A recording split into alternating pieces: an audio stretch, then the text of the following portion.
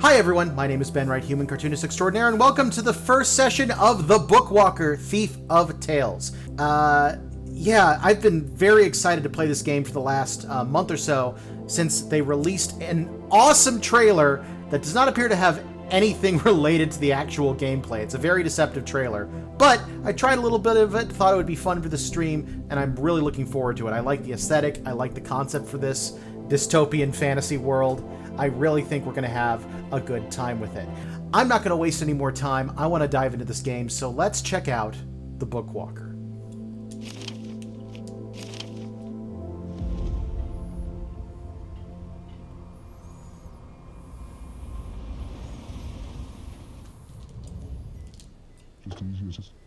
Finally, I'm home. First, my property gets confiscated, now an eviction notice. Mr. Etienne Quist, this is a reminder that you may begin working off your sentence at any time by registering with a licensed publishing agency. In the event you work off the full sentence, you will be released from the shackles imposing writer's block on you. Any other attempts to remove the shackles other than those provided for by law will be considered a violation of your sentence and will entail consequences. Your sentence will be re-examined with aggravating circumstances. City Writers Police Department.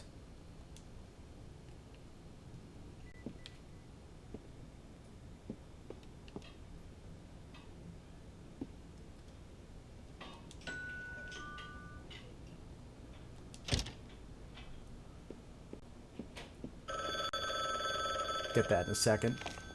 Independent Bookstore Letter by Letter has announced that it will no longer sell any of Etienne Quist's works. The store's owner, Raymond Fuqua, commented, "Unfortunately, Mr. Quist's writing license has been revoked.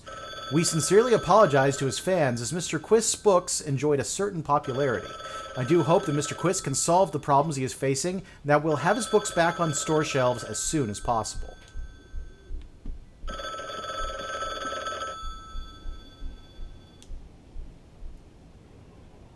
Hello? Is this Etienne? Who is this? And you are... Vince asked me to get in touch with you. It's about your arrest. We usually offer a small loan to writers who have their licenses revoked, with interest.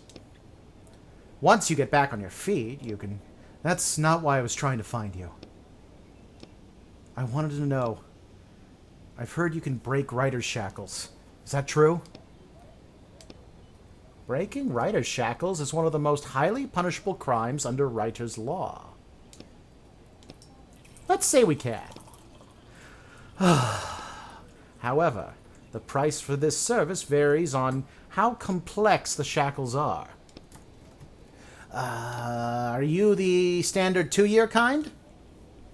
No, my shackles are for 30 years. Oh, damn, I spilled. Hey, get this out of here. 30 years. I think we can figure something out, but the price will be, let's say, 6 jobs. But Vince said it'd be a one-time thing. Vince should have warned me that he was sending me a particularly dangerous criminal. Have you done this kind of work before? No. Do you know what to do? Yes. Good. Your first job is waiting at the door.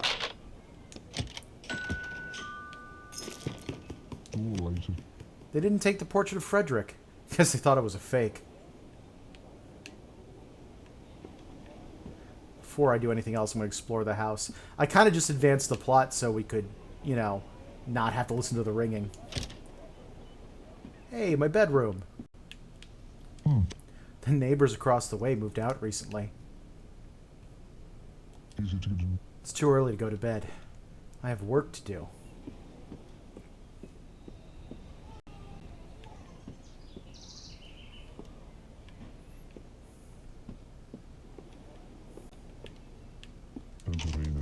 The bathroom is locked. I have to pay the water bill. That's brutal.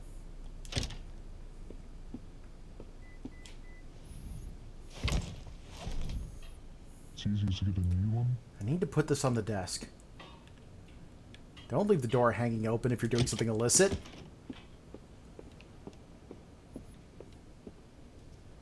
Damn, welcome to 1984.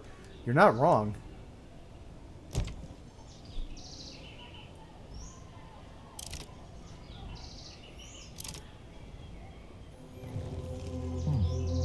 Wow. Just easiest. What do we have here? I have to steal a potion of immortality? Well then. Notice what that little thing. Oh, it's a pen. A strange note. The contractor agrees to infiltrate a drop of infinity by Jonathan Bowers and extract an item. The bottle of the magical potion of immortality. The client agrees to pay the negotiated sum upon fulfillment of the contract. The author of this book? An excerpt from Book Review. I like that the narration was from the point of view of the book's supposed villain, but the characters fighting against him just aren't interesting enough in comparison. I also enjoyed the ending, sappy as it was.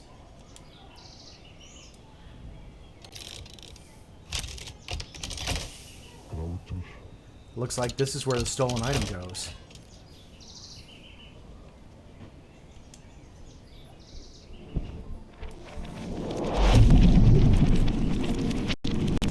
I've heard of diving into a good book, but this is ridiculous.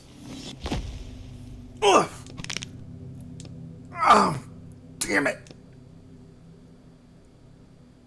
Landing on a solid stone floor makes your bad knee twist awkwardly. I guess I'll use ink to heal myself. You reach down and touch your bad knee. You start visualizing the ink flowing into the injured joint and healing it. A sudden, icy cold feeling seizes your wrists. Ow! I forgot about these stupid shackles! You examine the metal bracelets around your wrists and the writing etched on their surface. Now I'm just as weak as a plain old character. You're unable to heal your knee. Force your knee back in place. You take a deep breath and sharply wrench your knee to the side. Ugh. Ah! Damn it! You bend your knee this way and that a few times, testing it. The crunching sound has stopped. Phew. Anyways, let's get down to business.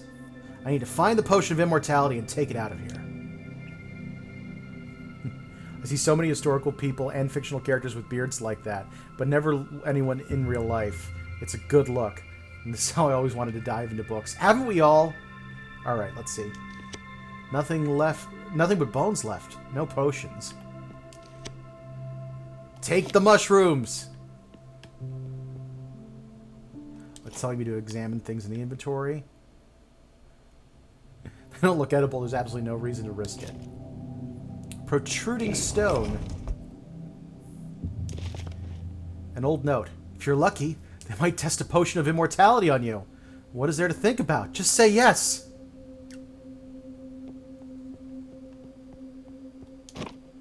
I doubt the potion of immortality is just going to be lying around in an ordinary barrel. But kick the barrel. You get ready to kick. Ooh, crowbar parts. Anything else in here? Not that I can see. What? Oh! Steel helmet.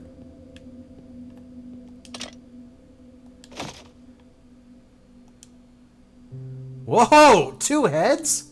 This is a really weird jail. That's pretty cool. Quest item. A heavy helmet spiked on the outside, smooth and foul-smelling on the inside. It's locked. A lockpick sure would come in handy right about now. Pretty sure I had a lockpick, or something like one at least. I need to go back to reality and check my apartment. Ah, I can wake up.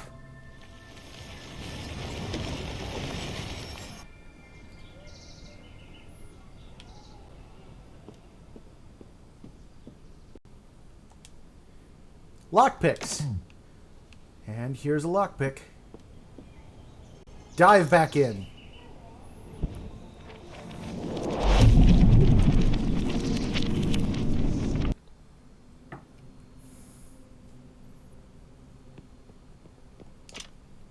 It's locked. Use a lockpick. You slowly test all the pins in the lock with your lockpick until you finally hear a click. Anything else to look at? Name, Jason Little, age 28. Potion, P4. Causes unpredictable mutations. Results, unpredictable. Client, the Kingdom of Ruver, unknown use. Production volume, 1 unit. What the? He's dead.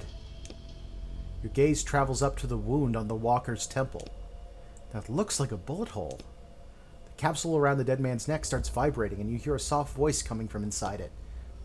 Nice one, Sherlock. Sorry for interrupting you. You were saying something about my partner here? Go ahead, continue. He's your partner? We were on our first job, but it didn't end well. I'm sorry, hang on. Who are you? A character? Yes, I think so, sir. But you know that you're a character? Of course. That's impossible. You try and use the light to illuminate the contents of the cage, but all you see inside is a scrap of paper. That's what all my past partners said, too. Past partners? How many have you had?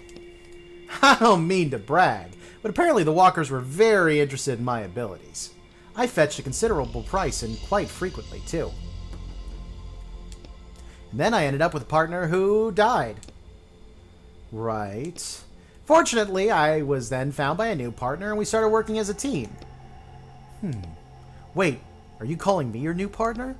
That's correct. I'm sure we'll work well together, sir. Take your new partner along with you. Let's do it. I'll hang you around my neck for now, then figure out what to do with you later. Wonderful! I'm back in business. Alright. Can I check him out? I cannot. Oh wait, but I can talk to him. And his name is Roderick. Look more carefully at the character's cage.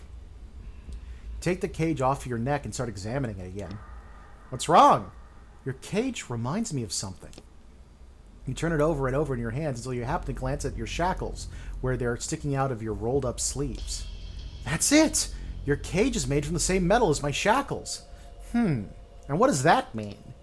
I'm not sure, but I think that since this metal keeps my power contained, it's also keeping you from merging with the book. Merging? Yes. If a character goes into a book, they become part of it. I can get out, but it's difficult even for me. An ordinary character wouldn't be able to.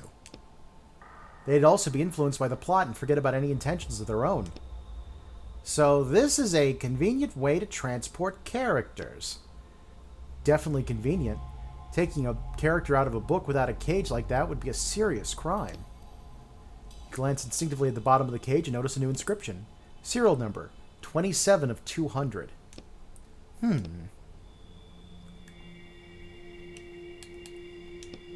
Alright, let's check some stuff out.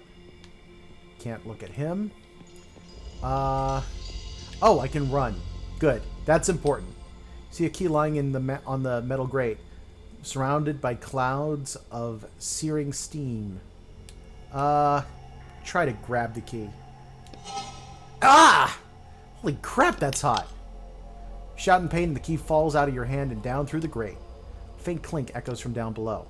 Why did you do that? How was I supposed to know it would be that hot? You could have asked me. I've already read this book cover to cover several times. What do you mean you read it? You can see the text of your own book? This isn't my book. Okay, but wait. So this means you know everything about this place? I can find anything you need to know in the text, and I can also warn you of any traps or danger. You turn and look at the dead walker, if that danger is described in the book. Alright, so you know where to find the potion of immortality I'm looking for? Yes, it's in the alchemist's pocket. And where's the alchemist? In his laboratory to the south. Great, we can forget about that key. I'll go straight to the alchemist, no need to waste time. I need to waste time because I'm a video gamer.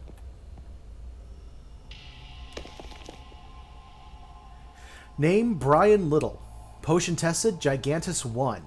Results proportional growth. Client the Kingdom of Surator. Military use. Production volume, mass production, 120 potions every 6 months. Makes me think of the Thursday Next books by Jasper Ford. Haven't heard of those, but if they're worth checking out, let me know. Oh, hello, big fella. Some objects can be dragged around. I'll take the coins. I'll take the papers. What do the papers do? Could be used for purchasing goods and services, but not really. Papers covered with undecipherable ink. The author probably didn't bother to write a description of what they mean. That is very meta. Makes you wonder if this immortality potion is good if there's so many dead people in this lab. Fair point. Let's see. Not a single word is legible on these blackened papers. For this reason, this makes you feel a sense of injustice.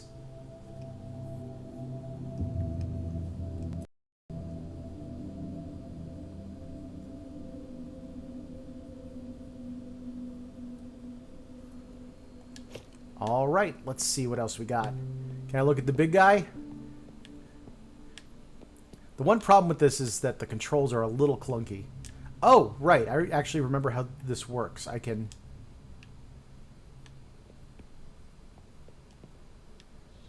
There we go. I don't have to actually physically touch to interact with something.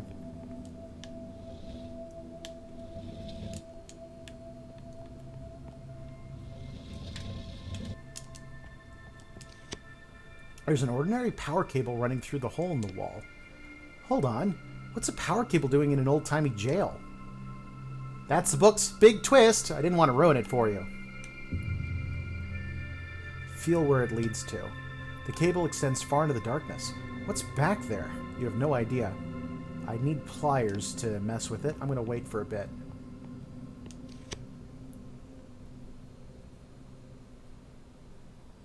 Damn, he's big. His name was Brian. Did you know him? No, but you can read about him on the sign in the hallway. Sure, next time I'm here.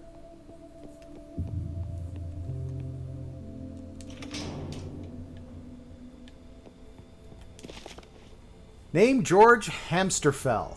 Potion tested, Eater 12. Results, a mutation that allowed the subject to consume almost all known materials. Client anonymous, personal use. Production volume, 1 unit. The one thing that irritates me about them is that the author has a very negative view of fan fiction. That's unfortunate. Detective who goes into books for various literary crimes. Like plagiarism. But no, I like that concept.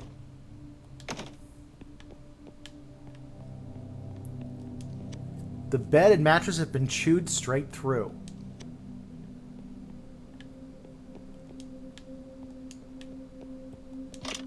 The chain leads down somewhere. You could use something heavy as a counterweight to raise whatever's on the other end. Let's use the prisoner's helmet.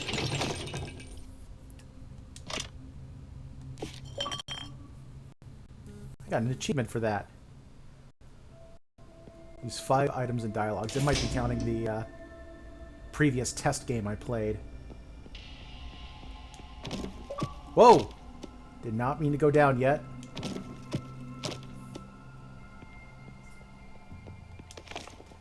Name, Maxim Benderston. Potion tested, Rosette 16. Oh, Rosette 16.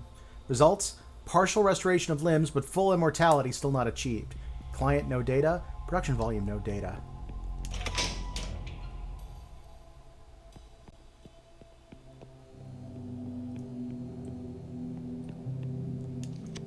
They clearly didn't want him running off. That's messed up. You're standing in front of a cracked brick wall. Put your ear to the wall. Dead silence. But something tickles your ear. You feel the slightest hint of an air current flowing through the crack. There's something on the other side. This is a sledgehammer job. I agree, but there's no mention of one in this book. Are you sure? I have read it 5 times already. I'll go back to reality and find one then. Oh, you know someone outside of the book who has a sledgehammer? I mean, I can ask my neighbors. Not sure they'll be happy to see me, but My last partner was always complaining that he had no one to turn to in reality, but that it was pointless to go for help there. That's kind of sad. Anyways, I'll be back soon with a sledgehammer, I hope.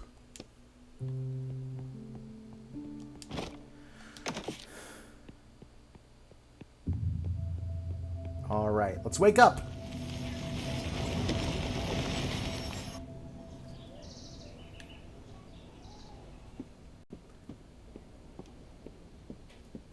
Go see if I can borrow a cup of sledgehammer.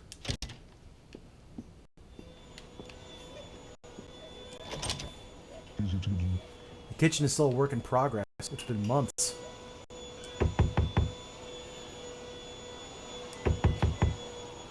They can't hear me. You could also go looking for pliers too. I think there was something else that required pliers. That's a good idea. Excuse me, are you home? Who's that knocking? I'm your neighbor. Would you mind opening the door? I need your help.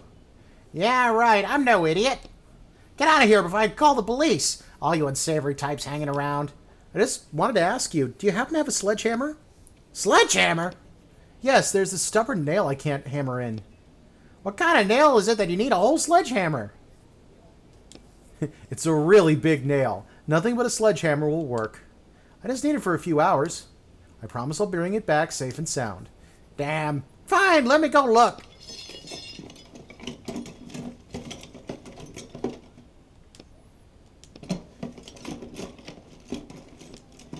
Here, just don't break it.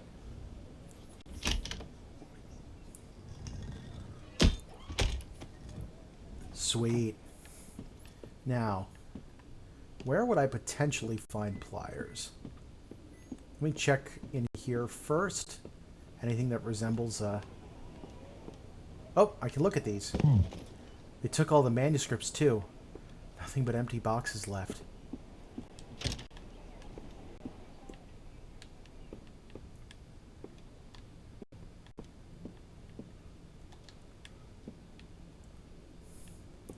Doesn't appear to be anything in here for tools. I'll check out in the hall.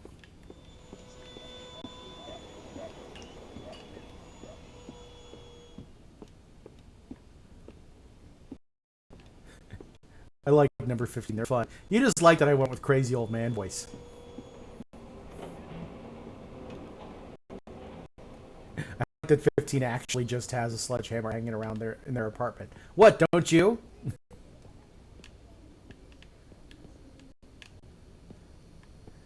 Ooh. This feels like a place where there would be tools. Random junk. It smells like dust.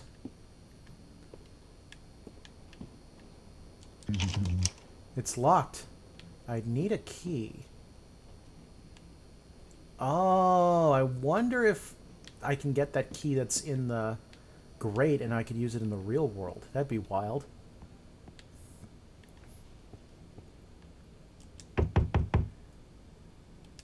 Abandoned apartment. Okay.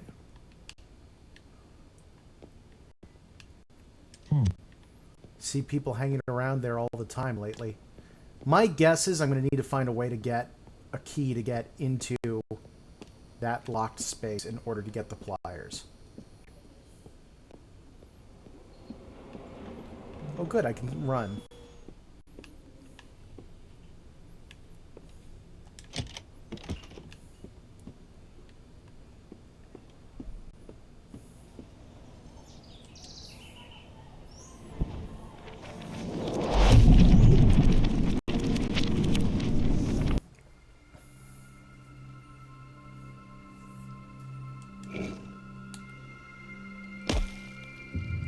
Bam! The hammer slips out of your hands a little, and your blow just glances off the wall. You sense a stare hitting you from the capsule around your neck. You don't want him to start laughing at you.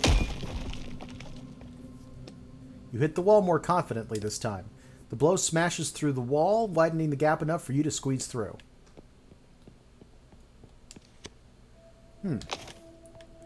This looks like an alchemy ingredient.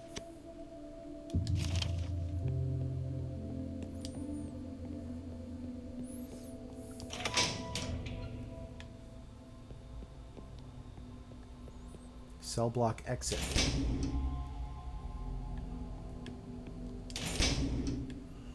I'm gonna go down those stairs first.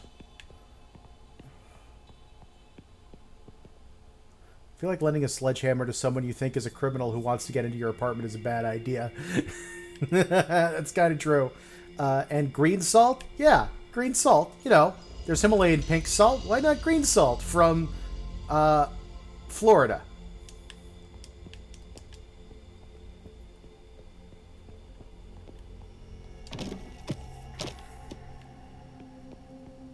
Crematorium.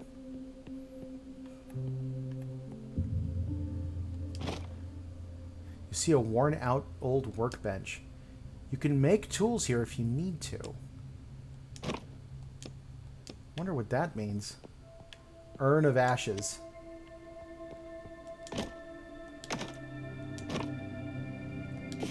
What are you? Eat food to restore health.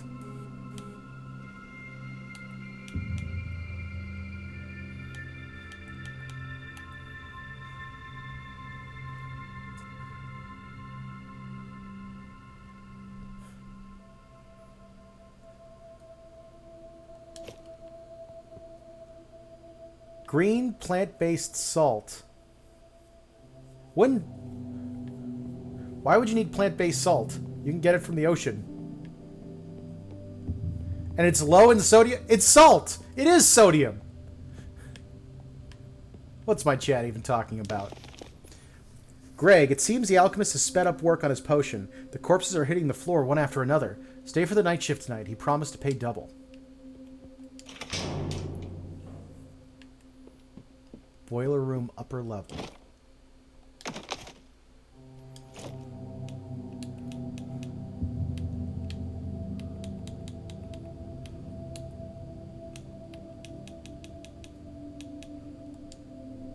Okay, I get it.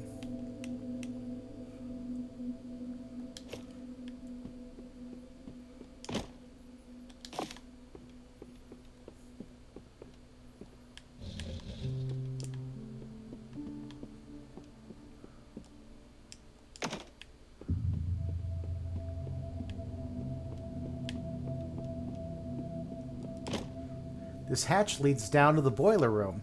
Do you have anything you can use to pry it open, like a crowbar? Where am I supposed to get a crowbar? You don't just leave crowbars lying around in places like this, you know? The last room had a decent-looking workbench in it. You might be able to cobble something together something resembling a crowbar there. I'll give it a shot.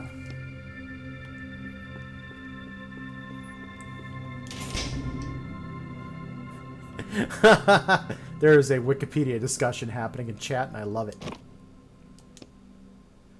You need a crowbar, right? Shouldn't be this hard to make at this workbench.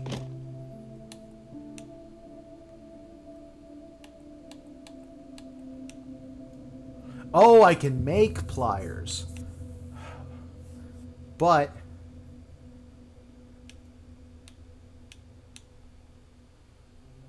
I still need tools.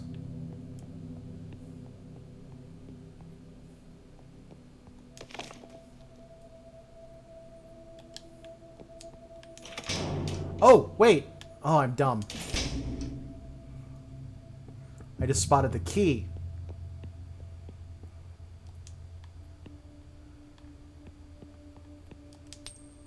Key is lying in front of you. Is in front of you, lying on a grating. Taking it should be no problem at all. Do I even need this key?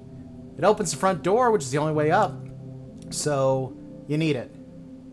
I feel like there must be some kind of catch. Not so sure about this. Gently rub your burned fingers through your glove.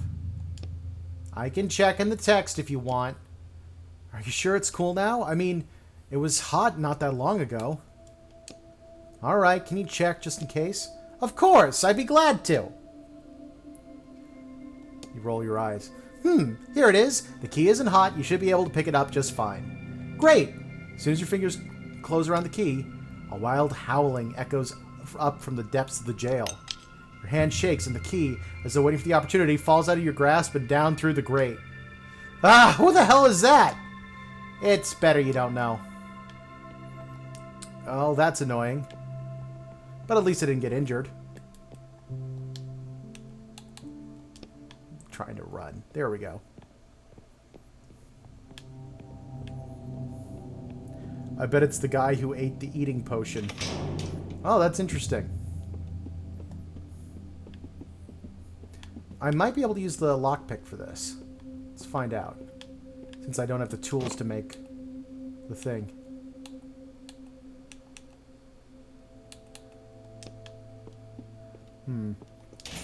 It's weird. It gave me an opportunity before to use a lockpick.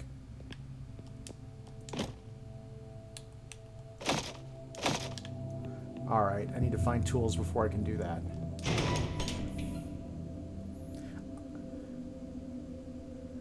Don't you have crowbar parts? I do, but I also need tools, which I don't have.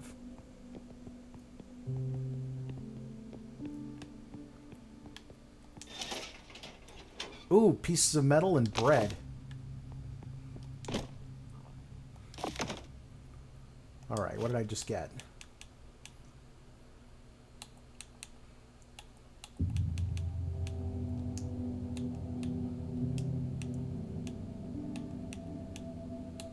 Oh, more crowbar parts. I'm down 2 hearts. I might as well. No sense holding on to it.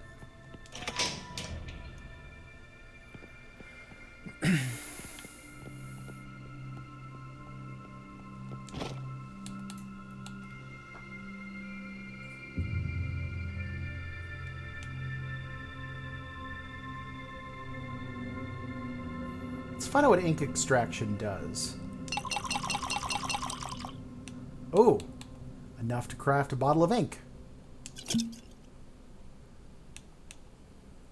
Don't know what that'll do.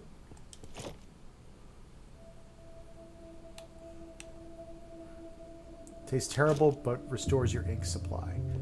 Okay, cool, I guess.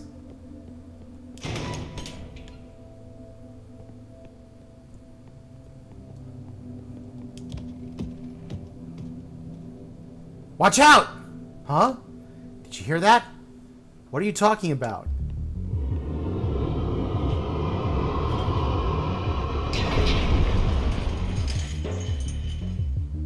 Choose a skill.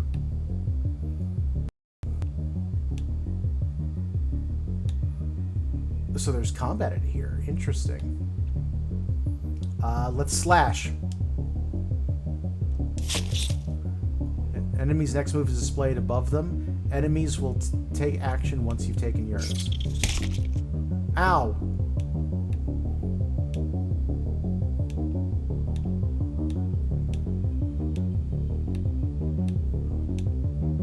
I only need to do 1 damage, so let's do the one that doesn't cost anything.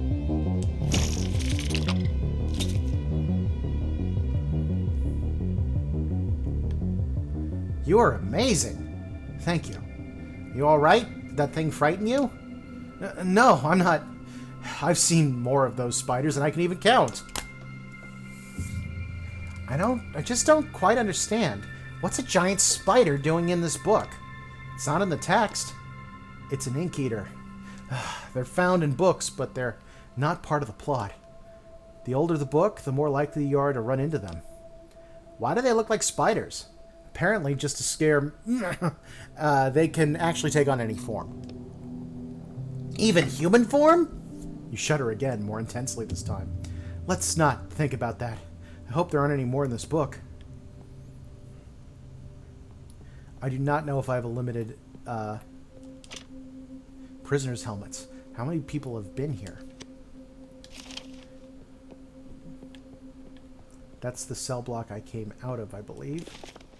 Musty papers with unintelligible writing on them.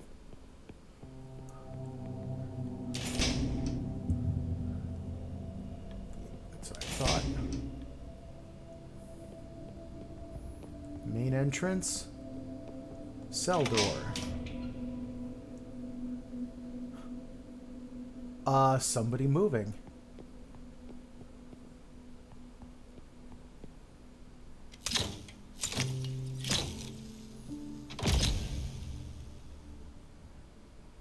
What the?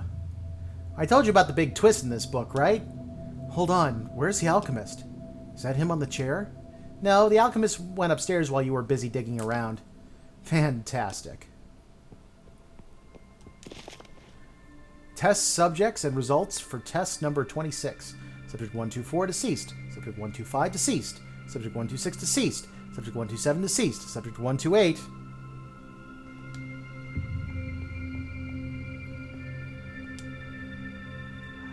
I can hear you walking around. Is that you again, you jerk? I'm not drinking any more of your crap. Come on, untie me already. Hey! A Division t-shirt full of bullet holes. What does that tell us? If that's a band, I've never heard of them. Forget the band logo, the holes. His shirt's full of holes. They tested the potion of immortality on him? Finally! Come on, untie me already! Hey! I'm going to remove the bag from his head. You sure that's a good idea? Why not? I think your appearance might scare him. He'll get over it. You slowly unwind the rope, then pull the sack off the prisoner's head. Just don't panic. What the hell are you? I warned you. Hey now, calm down. I'm human just like you. Well, almost. Are you an alien? No, I'm a writer, but that's not important right now. Don't distract me. How'd you end up here? What do you think? Someone kidnapped me. What's the last thing you remember? I was at a bar. The Cathedral. You know it? No.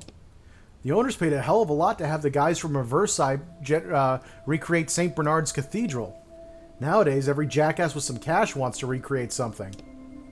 The prices there make your eyes water, but how many chances do you get to drink in a cathedral that hasn't existed for 1,000 years? What kind of beer do you drink? How about we stay focused? I'm an unfiltered lager kind of guy. Let's get back on track. Were you with anyone? At first, I was alone. Then some guy came and sat with me. The alchemist? Nah. Probably someone working for him. Said he was a scientist from some college or something. I don't know. That's all I remember. Then I woke up here. Why is your t-shirt full of holes? That asshole shot me! Yeah, that alchemist freak. He was going on and on about all this weird stuff. He talked like he was from the Dark Ages or something.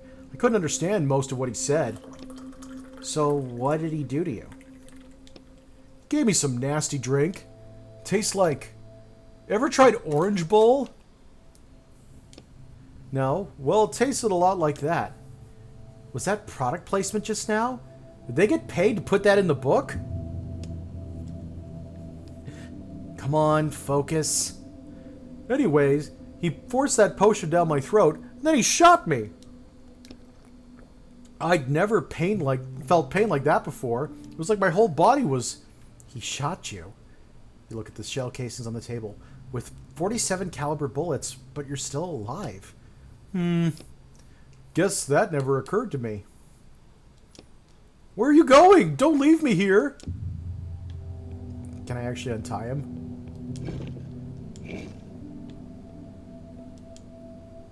Prisoner looks at you greedily. Can you untie me now? I told you everything I know. Let's free him. I'll tell you right now, the book says you can't. I have to at least try. Walk behind the prisoner and examine the handcuffs around his wrists. What strange metal. It looks really strong. I'm going to try the lockpick. Start probing around the lock with the lockpick, but quickly realize it's far too complex to open like this. I told you, you won't be able to open the handcuffs in this book. Damn. Fine, I guess I don't have a choice. I hate to say it, friend, but there's nothing I can do. Sorry. What band is on your t-shirt? Oh, that. No idea. I took it off some guy. Ah, that sucks. Component, blue sulfur. This might be useful. At least it was orange bull and not plant-based green bull. Are you an alien? No, I'm a writer. Hate to break it to you, buddy, but those things aren't mutually exclusive. Don't you know aliens are illiterate?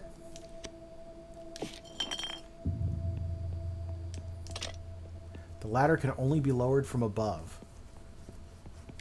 Ah, this is my quick exit. Anything else of interest down here? Work table. Oh, was one of those tools? Yes! Okay, I can finally make it.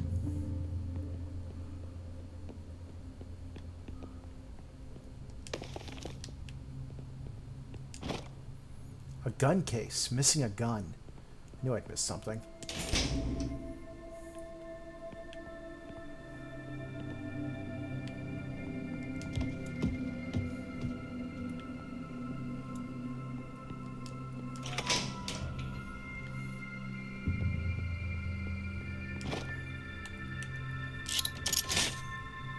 Yay!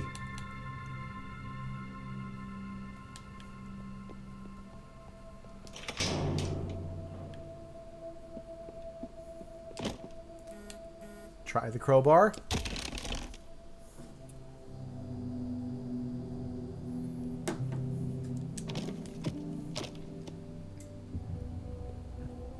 That doesn't look great.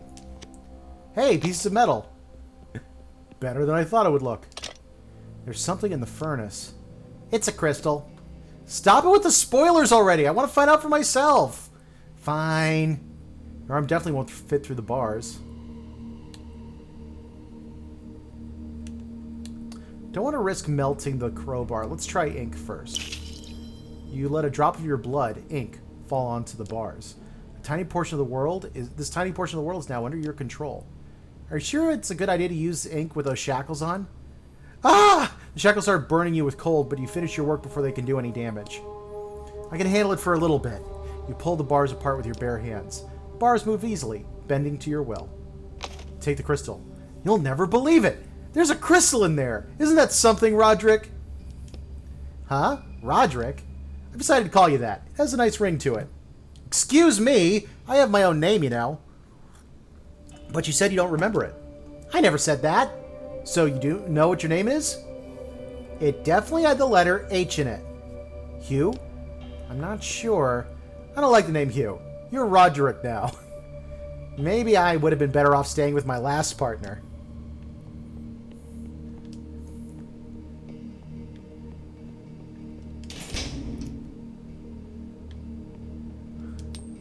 You see the key lying on the solid stone floor. There's no grate for it to fall through this time. Something feels off. From here on out, I trust no one. Not you with your little book or anyone else.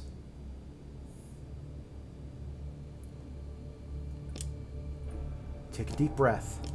Slowly, carefully, you pick up the key from the floor. You suddenly turn your head, looking all around for signs of a disturbance. The room is still and silent. You finally have the key. It's covered in ashes and quite cold to the touch. Well, you never be too careful, right? And most importantly, we can open the front door now.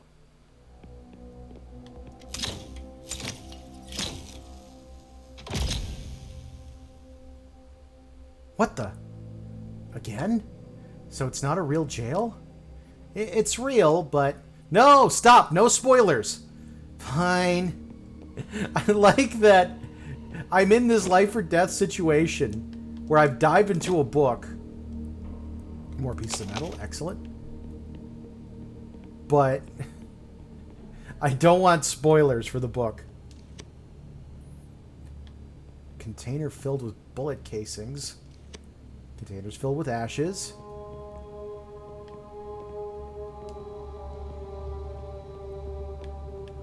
Bucket of ashes. There's a ring in there. Looks like this ring didn't melt in the crematorium fire. Greg! I saw someone in the crematorium last night. Either a thief got in somehow, or one of the alchemist's immortality experiments worked. In any case, be careful.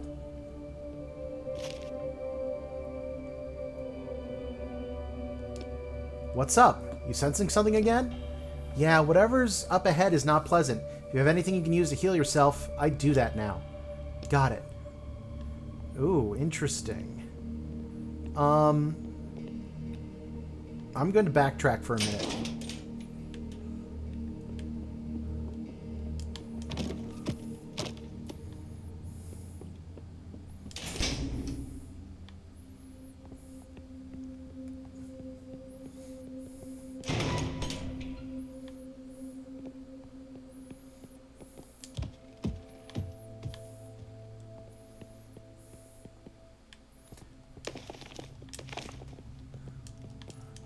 I want to see if I can maybe use the crowbar to save this guy.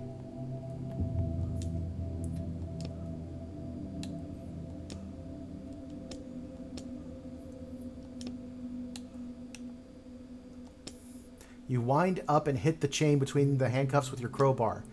Oh, you could have warned me first. Peer closely at the handcuffs. Even though you hit them straight on, there's not even a scratch on them now. Sorry, man. That's not going to do any good. I hate to say it, friend, but there's nothing I can do. Sorry. Yeah. I wanted to at least try.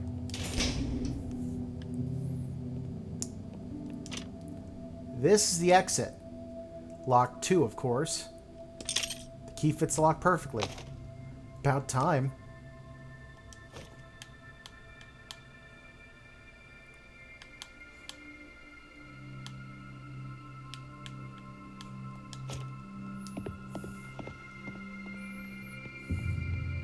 Jail storage room. Barrels labeled supplies and ingredients for Alexander of Midia's lab. It's empty.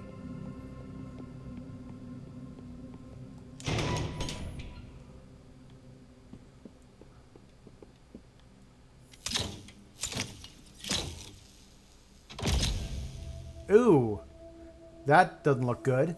So where's the alchemist? See that hole in the wall? He left the jail while you were playing around with the key. He's on page 84 now. Damn. You should probably hurry or there might not be any potion left for you to deliver. What? Is he planning to drink it? You told me no spoilers. Oh, right. I mean, wouldn't you drink it?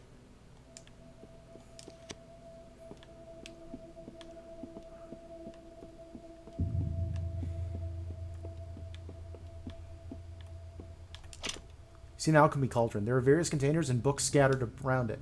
Judging by the smell, the last person to use this was making highly corrosive acid. Read the alchemy recipe book. Bookmarks throughout all throughout the book. Guide to making acid. Corrosive acid. Green salt plus blue sulfur plus red lead. Order unknown. Read the other notes. There are bookmarks all over it. Notes on salt. Never start with salt and never end with salt. Salt is the middle ingredient. Lead before sulfur means you'll suffer. Okay, so it's sulfur, salt, lead, right? Stray drops of acid seem to have eaten away most of the page. Let's try to make acid.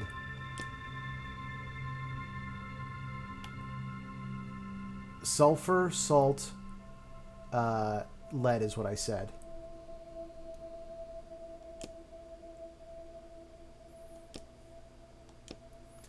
I made acid! Nicely done! Yeah, thanks.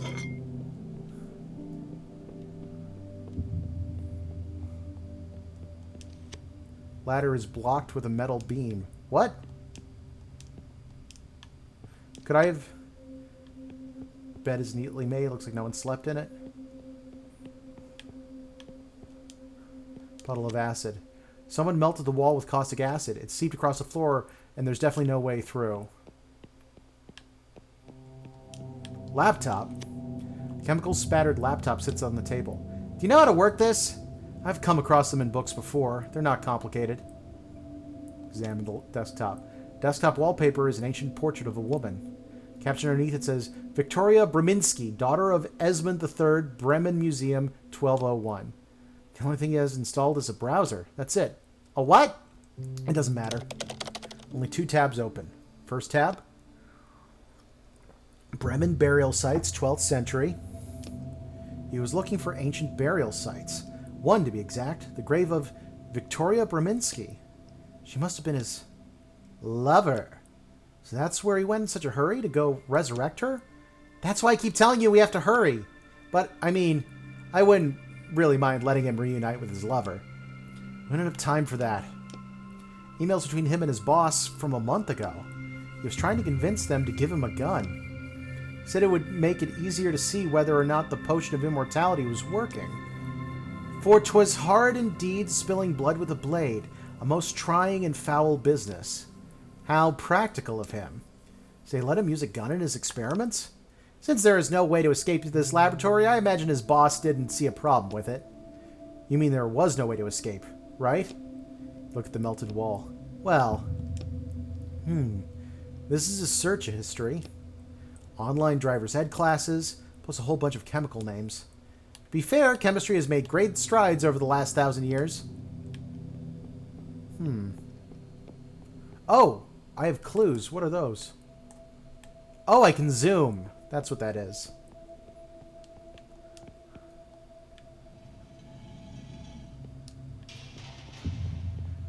I did not understand that's what I was supposed to do there.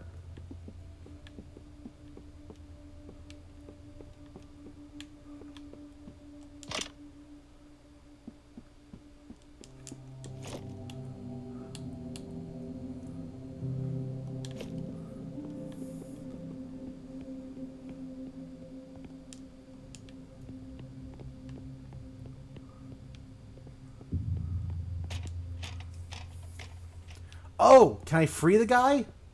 Is that what I can use the acid for?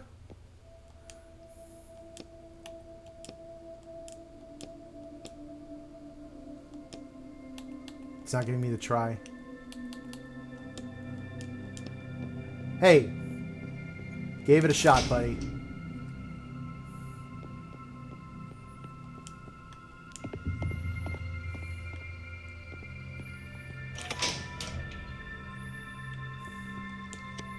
No head.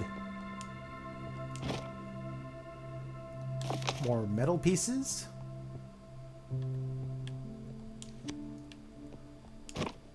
Barrels smell like oak and wine. You can feel wind blowing through the cracks between the bricks.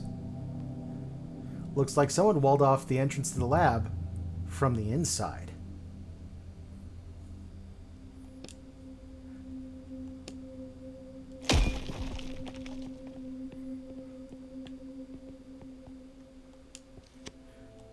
Passage is blocked. An old note. Alexander of Mydia, the royal alchemist, has committed a brazen crime. The scoundrel brewed a potion for the king that he promised would grant him immortality, but it was, in fact, poison. Declare that the alchemist shall be beheaded and his diabolical lair shall be walled up. Advisor to the late King Esmond III. So that's who the beheaded guy is.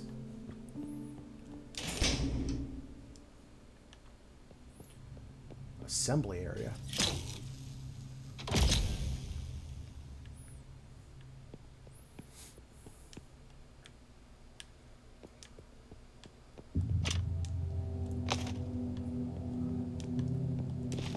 A handwritten note. Take all the money that comes in, go to Rosentown, buy the finest carpets, and send them to Victoria, just like last time.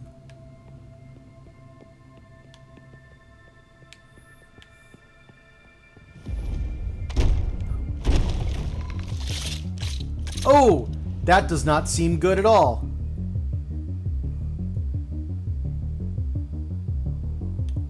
Let's spend some ink.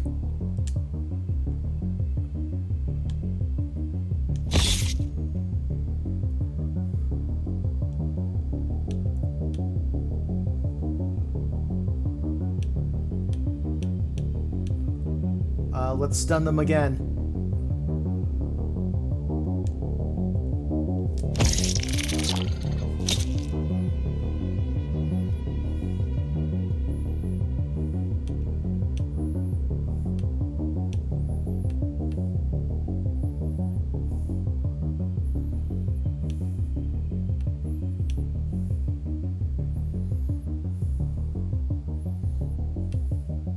Don't have a lot of health, so I'm going to be smart about it. Ah! And I can refill my ink pretty easy. It missed! Okay, that's lucky. I don't have... Oh, crap. I don't have enough to...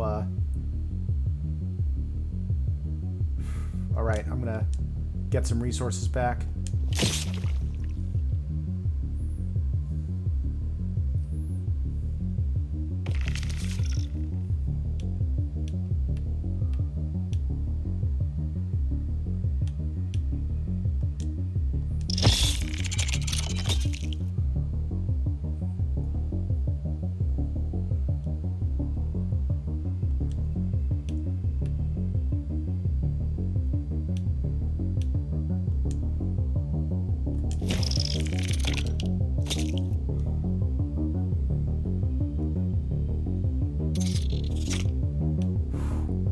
Missing.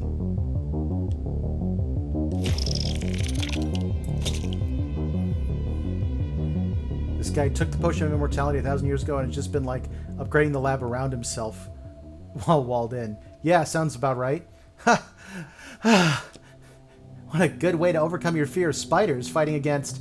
I told you, I'm not afraid of spiders. You notice that your hands have stopped shaking. Well, in any case, now I'm definitely not afraid of them. Where do we go now? The metal door over there.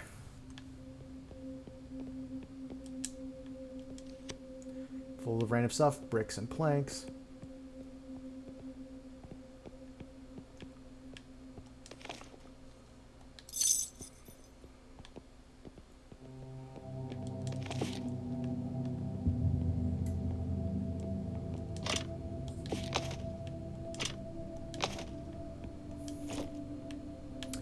Four apples and I'm down 1 health. Let me go ahead and eat one of those.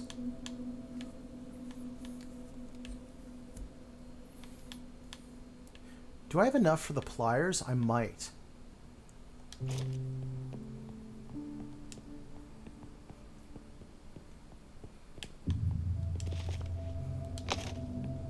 Let's find out.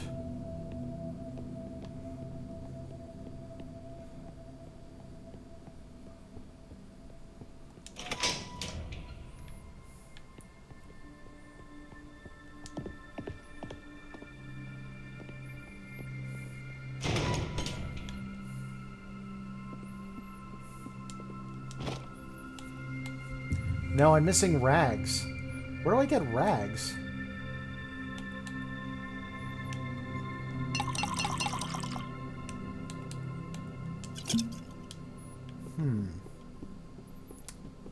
Well, there is one place I haven't been.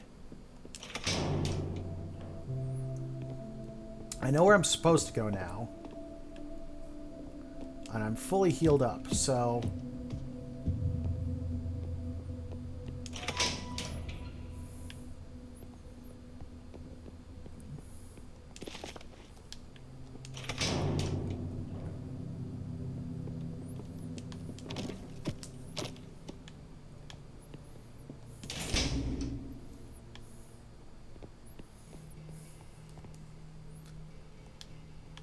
No save option. Let's just risk it.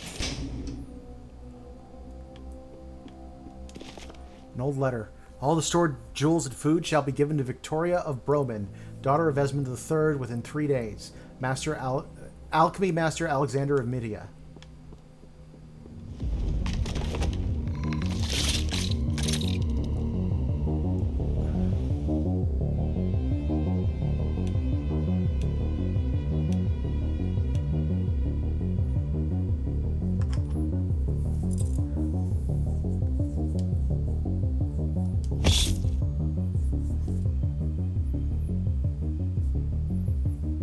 I like my stunning strategy.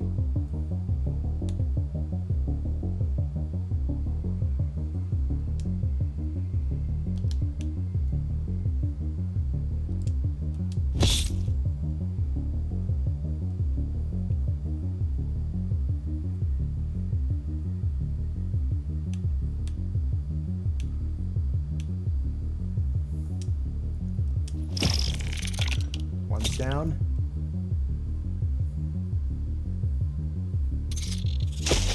Ow! Okay, they're both gonna hit me again.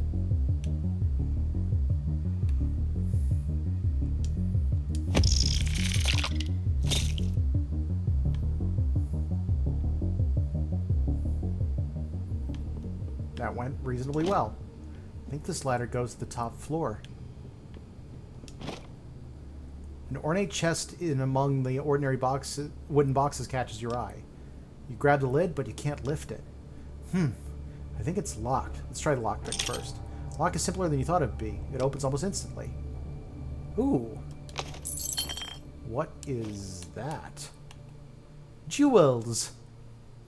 Priceless to the characters in the book, useless to everyone else.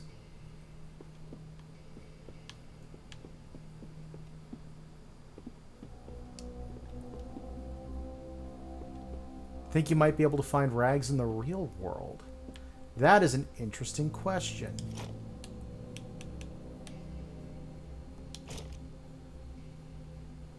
I'm going to check up here first. Oh, it just took me here. Okay, well now I know where I need to go next, so... let's find out if I can find rags in the real world. I feel like I've seen them someplace. Please attention.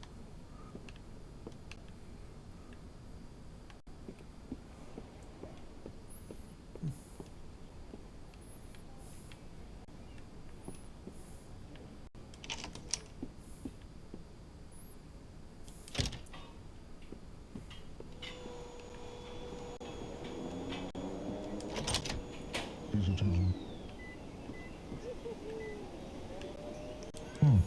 Someone's planting seedlings. It smells like fertilizer.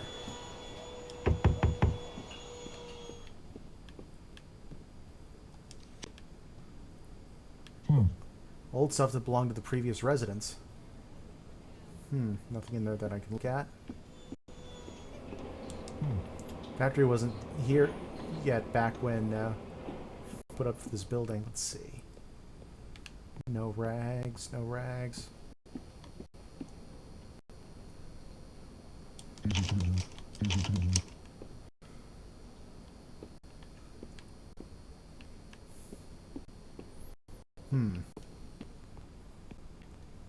Is that a bill in your door? It was a specific notice of something bad. I'm trying to remember what it was.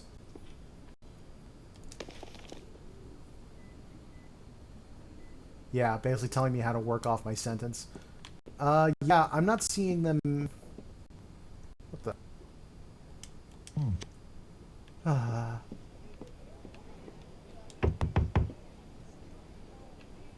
Alright, nothing. Cool. Well, I'm not seeing rags in the real world, unfortunately.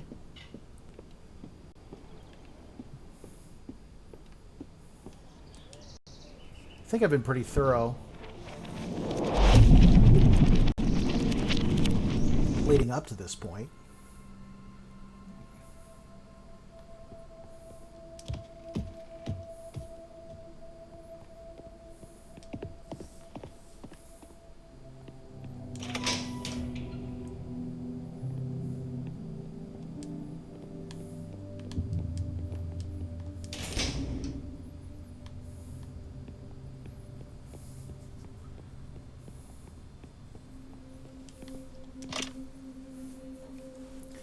This door leads outside. There isn't even a lock or anything. How am I supposed to open it? It only opens from the other side. They had no intention of letting the alchemist leave. What's the plan? I bet this is a good place to use the acid. You uncork the acid. A caustic smell fills the air. The papers on your head slowly shrivel and curl up. Well, if it worked for the alchemist, it'll work for us. Let's do it! I'm too curious. Substance in the bottle gives off a very strong odor. You inhale just a little. Ah! You see stars. The room starts spinning. Hey, partner! Voice sounds oddly distant. You okay? Hey, focus! Come to. Not an easy task in your current condition. The room's still spinning. You can't tell the door from the floor or the floor from the ceiling. Focus! You snap to attention. Okay. Enough messing around. Indeed. You splash the contents of the flask over the door. Layer after layer of metal starts sloughing off and dripping onto the floor. Impressive. Now let's get out of here before we're swimming in this acid. Okay, but... Did I just hear gunshots? Yes, and they were close. Hurry! Research Institute hallway. This feels like in Resident Evil, when you end up going from an old mansion to a laboratory built under the mansion.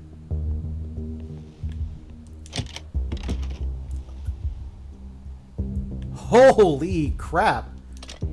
3 bullet casings. Stack of reports. Dead man. Head wound.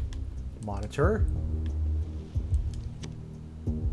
The computer monitor is spattered with blood, but you can see an open file under the stains.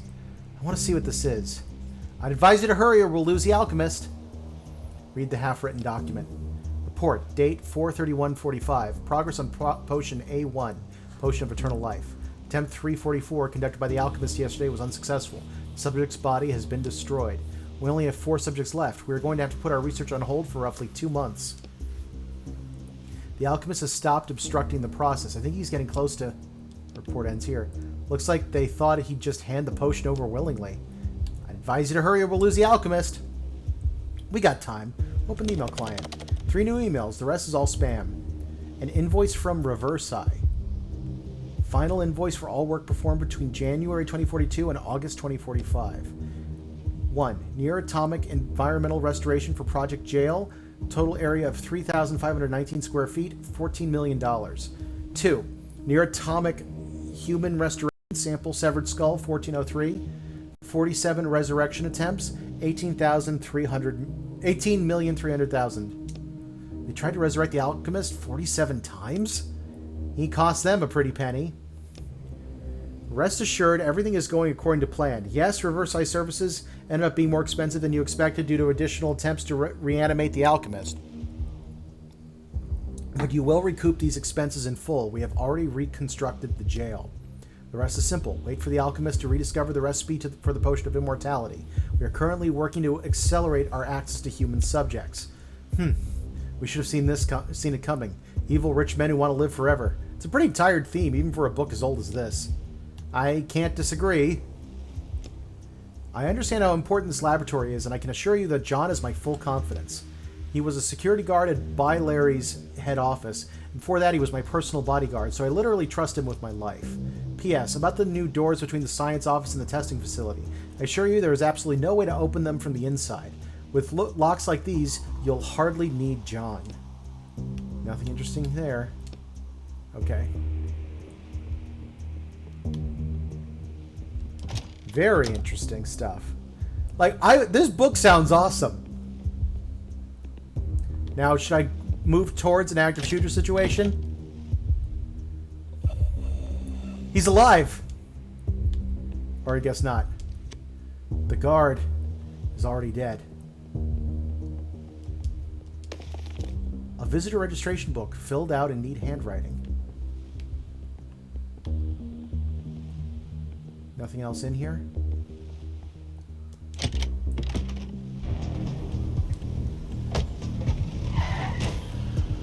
Oh, he learned how to drive. That was him, the alchemist! Are you sure? Yeah, after him! Come on, we can take that taxi! Hurry, follow that car! Driver gapes at you in horror. Damn, you should really pick a different appearance when you have to talk to people. Use a few drops of ink. Your features slowly lose their definition, and your face morphs into a completely different one. What even is that? Hello! I am John, normal person. Driver's mouth slowly opens, and he utters a choked cry that sounds more like a rasp. Your transformation must have scared him even more. Push the driver out of the car. We don't have time for this. Terrified driver offers barely any resistance. Get in the driver's seat and hang Roderick's cage over the rearview mirror. Hurry! Follow the alchemist! Let's roll.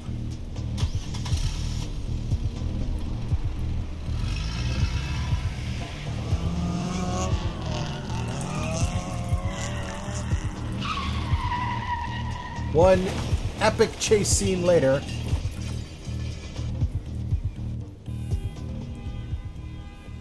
Oh, dang. The alchemist slowly crawls toward the entrance to the cemetery. It looks like the crash broke his leg in 2 places. And his arm. Almost there. I'm gonna watch him silently. The alchemist continues his slow crawl. Stand in his way. He needs medical help right away. His leg is broken and... Oh no, I don't have time for that. You walk up to the alchemist and start rummaging through his pockets. But you can't just leave him like this. I'm not here for him. You find the potion bottle in the right pocket of his coat. I'm here for this. You hold the murky potion up to the light and examine it.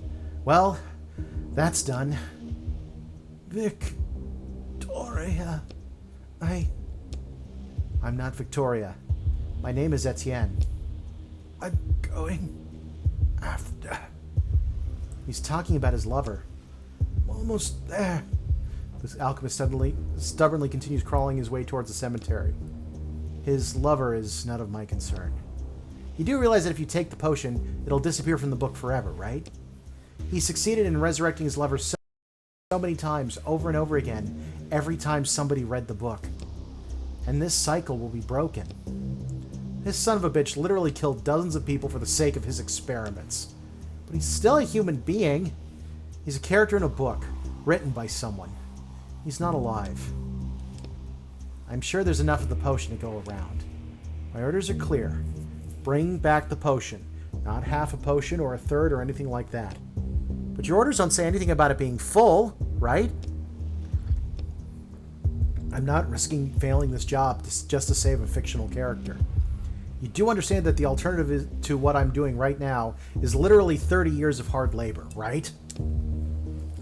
Not every writer survives that, and those that do almost never go back to writing. That's what I have to look forward to. And I still say that we can at least... You shove the cage into your pocket, which muffles Roderick's voice. All you hear from him now is faint grumbling. That's enough from you. I don't intend to lose what I have for the sake of a character.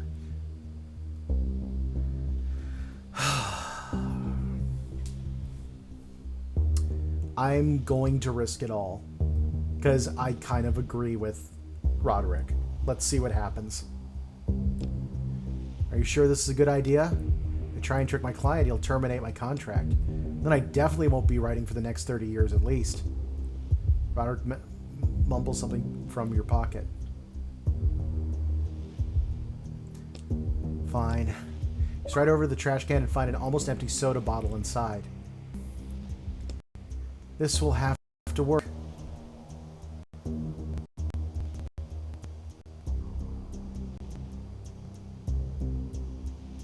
Pour out what's left.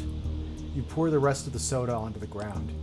Pour half the potion of immortality into the empty bottle, which is still sticky from the sugary soda. And you give the original bottle back to the alchemist. As you're about to hand the potion over, your bad knee makes a horrible cracking sound, much louder and stronger than before.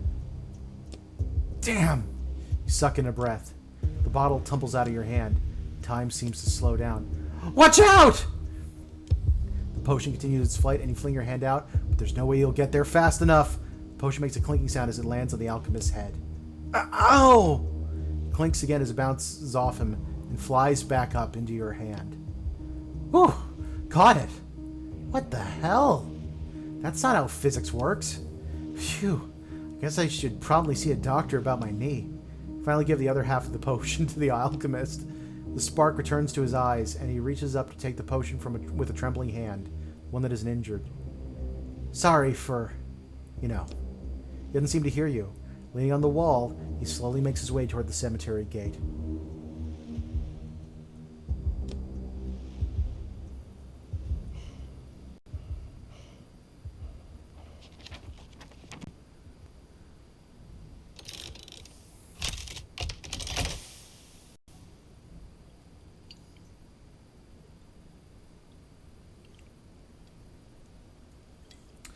I made that decision because I feel like as a writer, you do care about fictional characters. Like, even though you acknowledge them as fictional, you understand that difference.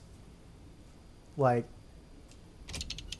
you care about those characters in a very real way. I think the courier is waiting for me downstairs.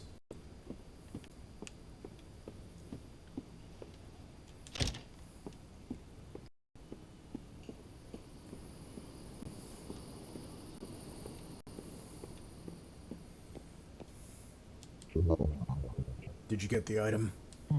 Yes. Put the briefcase in the doorway. Do not step outside the door. All right.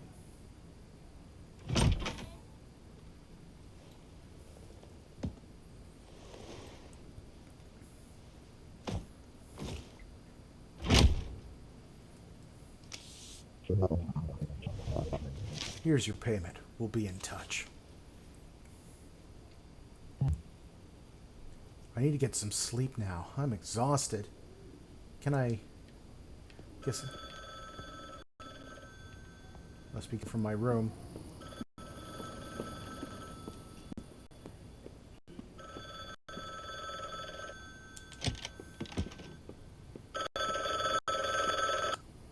Hello?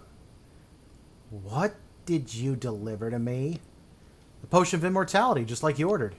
No! This is half the potion of immortality. And it's in an old soda bottle to boot. I just thought... But it's still a potion, though, right? I just wanted to make sure the alchemist could... You're fired. Damn.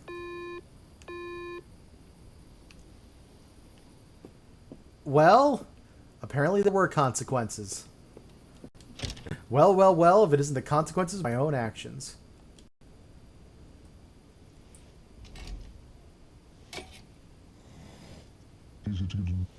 You can live here for now, partner.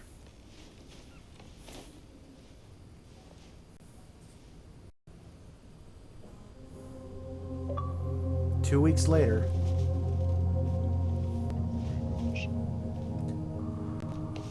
I don't have any idea what that said. Stupid achievements.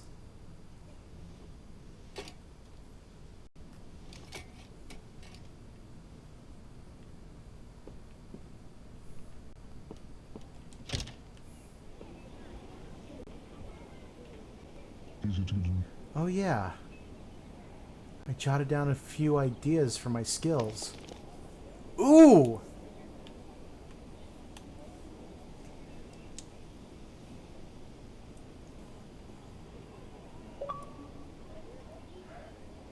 Two damage shield for 1 turn. It doesn't appear to cost anything. That's handy. It's enough for today. Try again another day.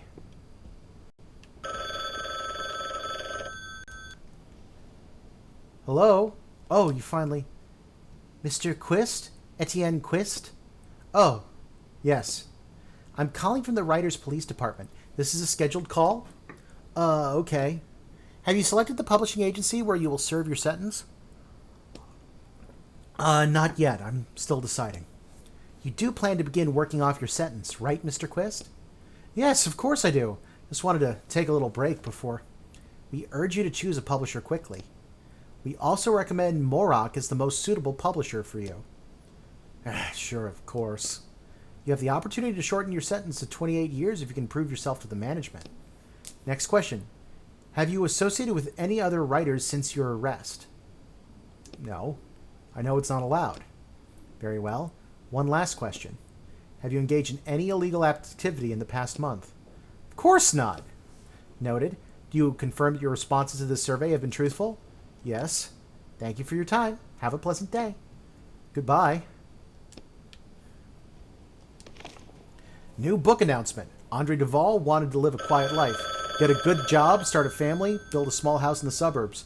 But suddenly he finds himself involved in a deadly game of survival staged by aliens, and the prize of winning is no less than the elixir of immortality.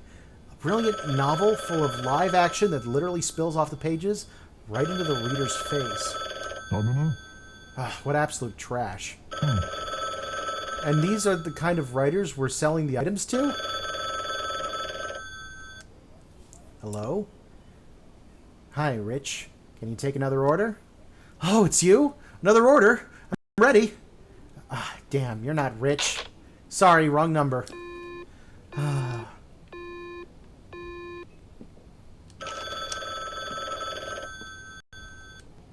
Hello? Yes? But, you know, it's not a big one, so I guess I can give you one more chance. Thank you. Besides, I haven't been able to get in touch with my most incompetent walker. You'll make a good replacement for him. Thank you, sir. The order is at your door.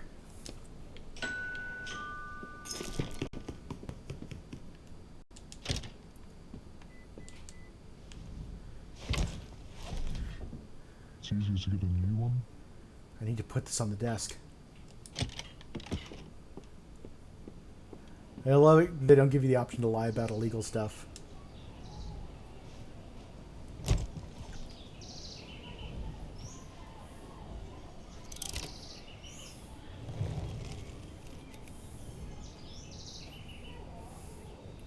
All right.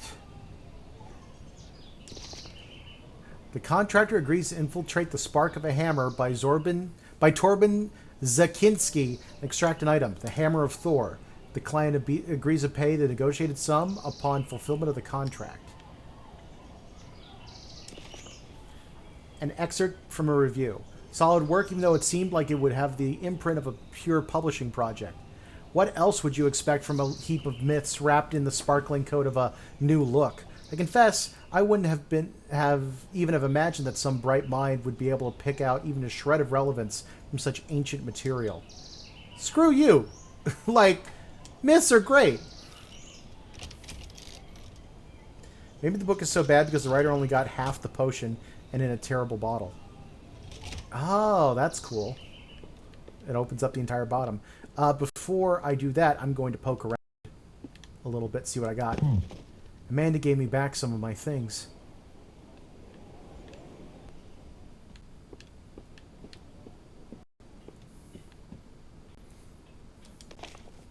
Mr. Quist, I'm writing this letter to express how deeply grateful I am for your books.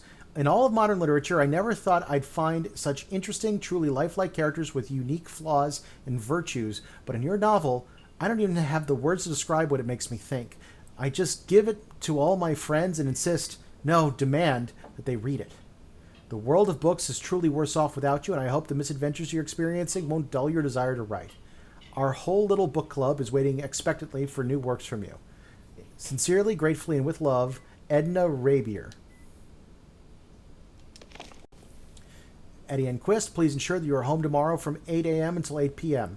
The furniture you order will be arriving door-to-door delivery. The order has been paid for in full. Sincerely, Frank's Cozy Furniture Store.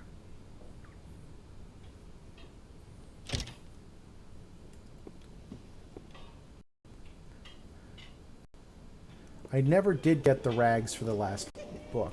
I feel like there must have been a way to do it that I just missed. Someone's drying herbs. Is that lavender or thyme? Hey, I can go in the kitchen now.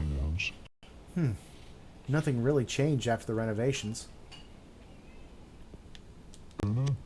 Oh, someone left an apple. I'll take it while no one's looking. Oh, I'm that kind of neighbor. Kleptoparasitism. Steal food from the fridge. They're not mine, but... Oh. I guess I'll just wash them then. I did steal an apple. Now that's better. Smells like burnt bacon. So delicious?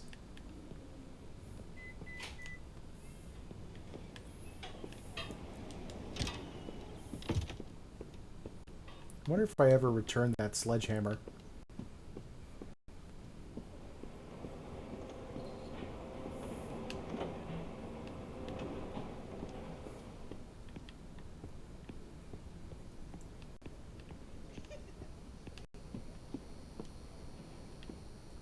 That thing's still locked. I wonder if that's something I'll eventually find.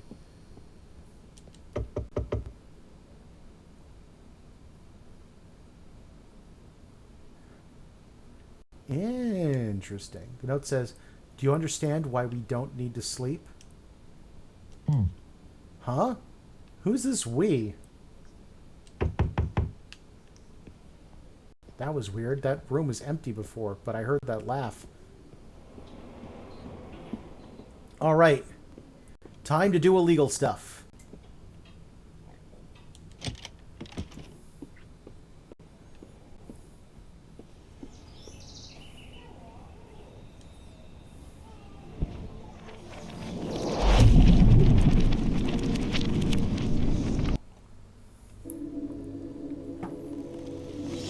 Ugh!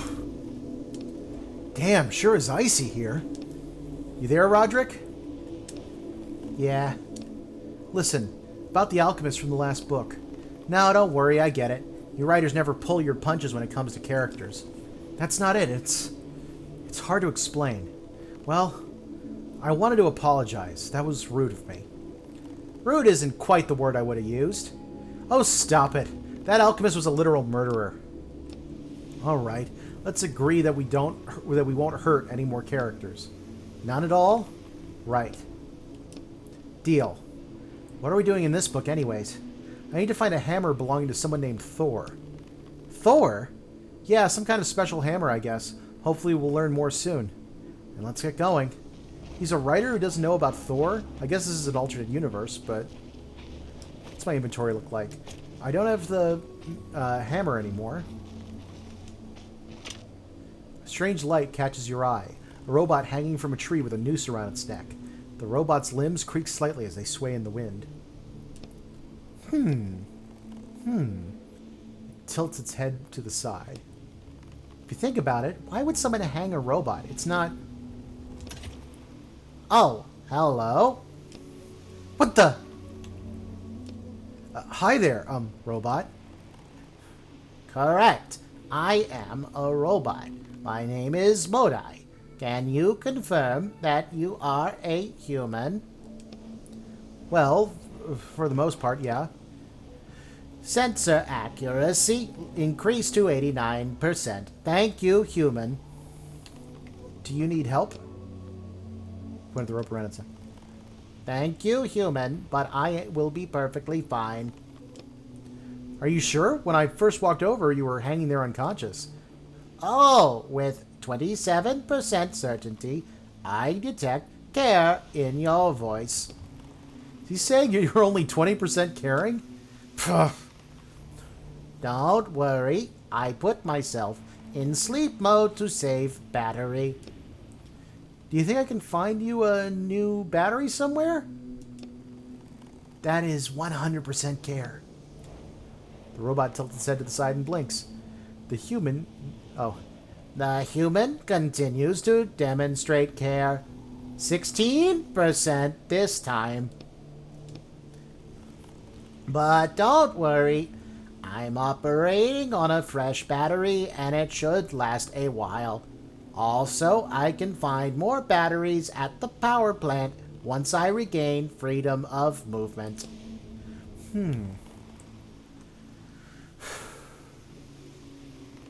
I'm going to ask some questions before I let him down. Are you alive?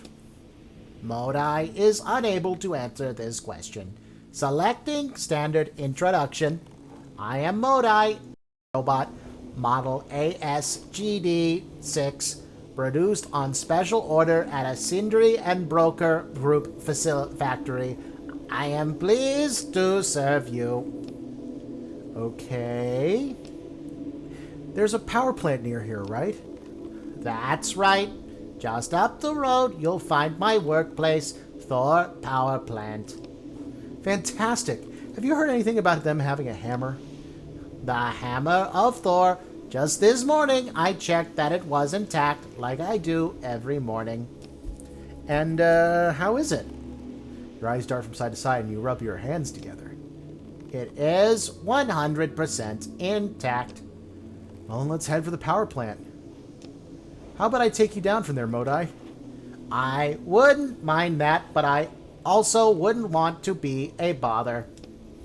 To be honest, I have no idea how to get you down from there, but I'll just look at the robot, and at the branch, and at the rope, a knife, a ladder, a truck, and a hacksaw would be useful, but all you have is your own two hands.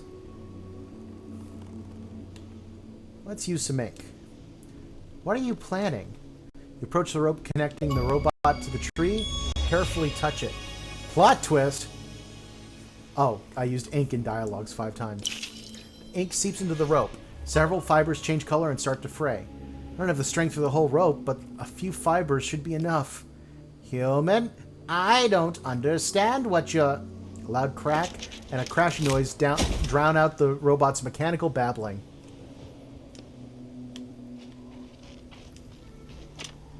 As though nothing happened, the robot starts petting a cat that has jumped out from a nearby bush. It doesn't seem to care about anything else. Like, who would? You okay, Modai? No damage? Thank you, human. I am fine. Now I too am performing care. The stray cat purrs contentedly under the robot's hand. Cute. The robot is petting the cat as though nothing happened. Doesn't seem to care about anything else. Alright. Well, let's start. Don't need to go there. Why is that? I want to see what's down the road. The book says further down the road was the town that the angry mob came from. The town sounds perfect. Somewhere to explore, and I bet it's not this damn cold there. Shivers a weak gust of wind blows across your back. No, I mean, what I just read is the entire description of the town. Oh, so the author didn't write it in. Right, we can't go to a place that doesn't have a detailed description in the book. Fine, let's head north then.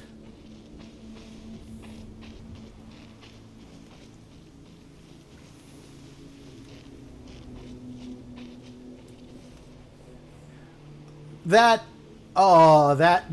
design really bothers me. That they combined the T and the H. That reads as horror power plant. We found horror power plant! You see a metal panel labeled power plant. Two empty battery compartments lower down on the panel. It looks like this device is battery operated. I get that, but where do we find batteries? Well, you know. What do you mean I know? Where? From the robot.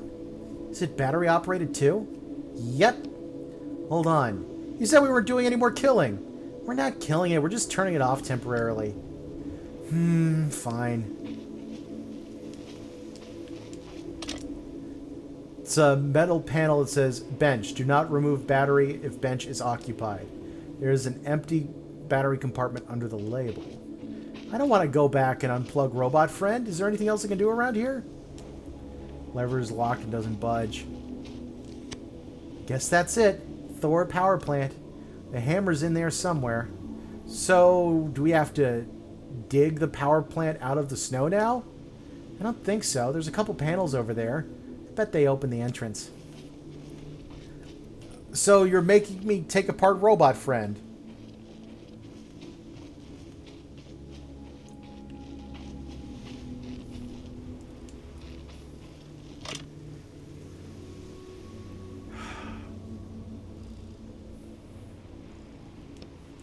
So we can't get inside the power plant without the robot's battery?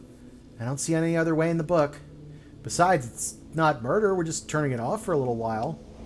And we'll turn it back on, right? Yeah. I promise.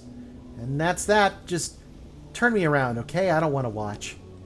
Fine. You move Roderick's cage to your back.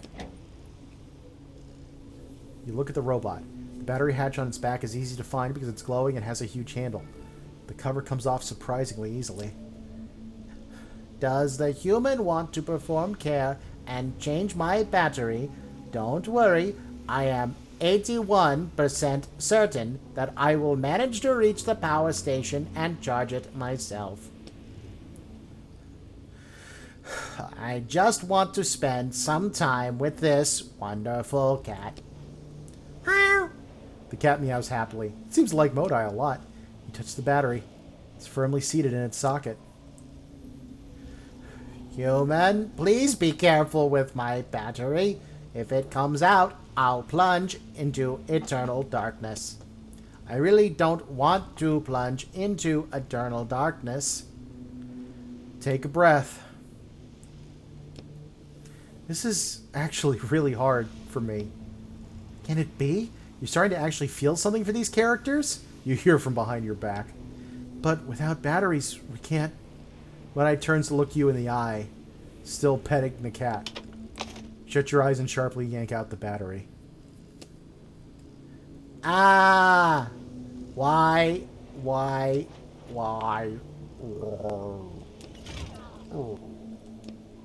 Modai's eyes go dark. The battery is yours to do with as you wish. The cat under the robot's frozen hand also pauses and starts to sniff at it. Let's get out of here.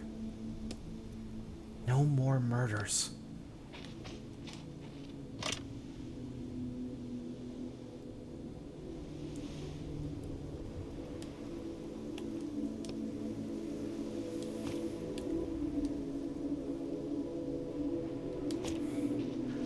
We get another battery as soon as we can.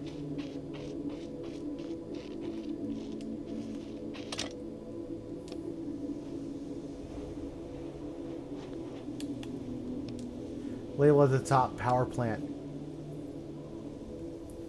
Activates and deactivates the power plant's anti-avalanche defenses. Looks like we need another battery. I don't have 2 batteries. Maybe the other thing will help? Bench. Do not remove battery if bench is occupied. There's an empty battery compartment under the label. Insert the battery. Does the plus sign go on top or the bottom? I can never remember. Plus on top, I think. Literal pet the cat moment, followed by a murder the cat petter moment. Nothing happens. Then plus on the bottom. I think it worked. Yeah.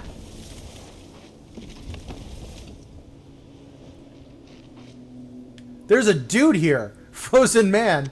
You see an unmoving man covered in a layer of frost. I think he's already... I see that. Some difficulty, open the man's frozen coat and take his wallet out of the coat's inner pocket. Examine his business card. Edward Rosengard, Chief Inspector, Specialization, Industrial Real Estate. Kind of looks like you in this photo. Little bit. Hey, wait, you don't know what I look like. That was a joke. Small wad of bills with a few crumpled discount coupons tucked between them. Are you going to take the money? It's not like he needs it. If you're trying to test my morals, no, I'm not going to take his money. I can't use it in the real world. I know. The notes would just dissolve like everything else that comes out of the books. That's not the only reason you take one of the notes. These say pounds instead of pounds. There's a law that says all authors have to write them like that in their books now. So that means there must be some way to take them out of the book. You shrug. That's actually interesting. If people can go into the books, if they were written as normal legal tender, you'd potentially be able to pull them out and make a ton of money. That's actually really cool. A lovely worn-out briefcase sits by its owner's frozen right hand. The briefcase has a combination lock on either side of the handle. Are we gonna... The lock pops apart when you slam them against your knee and you open the briefcase wide. Okay then, anything interesting in there?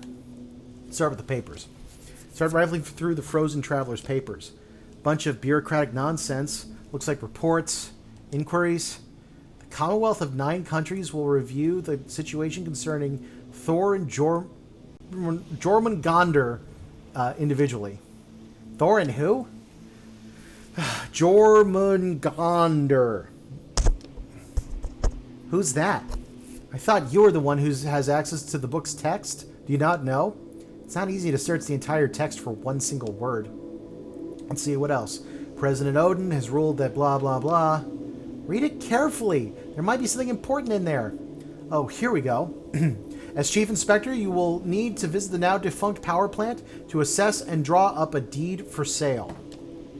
So it's closed down? We have a potential buyer. The Jormungandr Group will send a representative over soon to sign the sale and purchase agreement. Some kind of local bureaucracy, I guess. Anyway, I'm about to freeze to death standing out here. Let's get going already. Okay. This box has the Thor power plant logo on it. The box has words on it. Sale. Buy 10 batteries and get one free. Free battery cannot be resold. Control F. Yeah, that's right. What's a sale? You open the box and take out a battery. Don't worry about it. Goodbye, Mr. Frozen Man.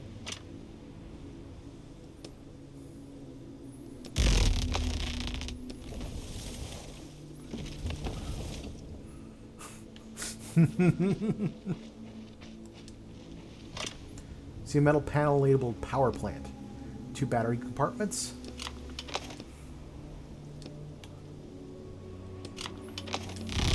Panel starts buzzing. I think it's working. Finally, the light on the lever turns green.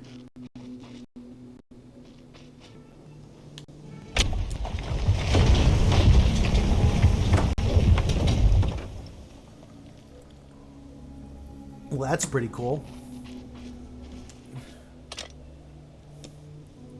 What happens if I remove batteries now? Looks like the locking mechanism is tied to the lever's position. Okay. Worth a shot.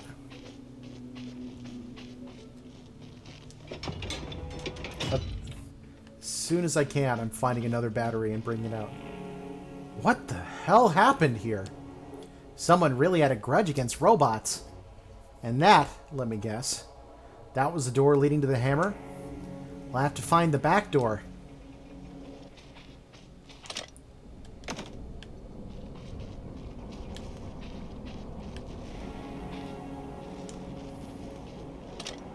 Robot with an axe sticking out of its head sits motionless in the snow. Do you think it's, you know... Get close and take a look.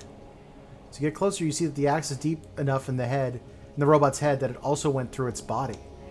There's no battery in this one. You could have used it, since everything in this book seems to be battery operated. Someone sure went to town here. Look at the robot's back to read the tag on its neck.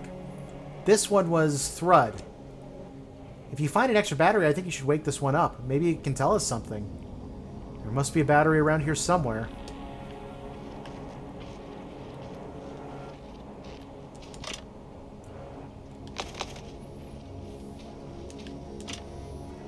The robots are completely destroyed. There's no hope of fixing them.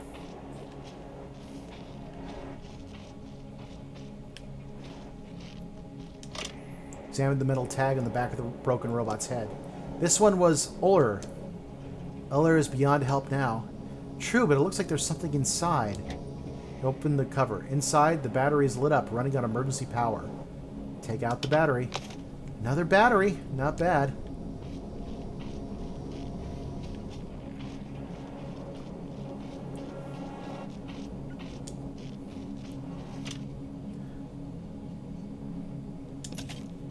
This makes me a little nervous. You push the battery into the socket. 95% certainty launching countermeasure program. The robot turns to you. His robotic hands open and close threateningly. Damn! I guess that axe really damaged it.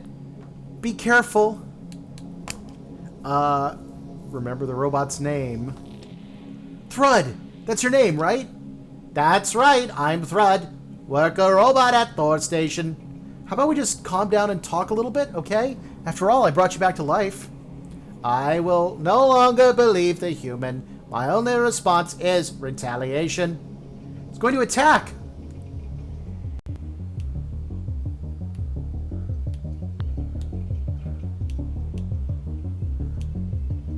I don't know what electrify does, but it doesn't sound good.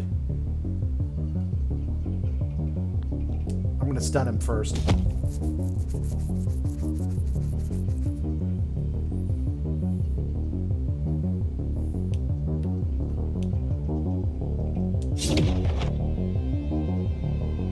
Try throwing up the shield, see what happens.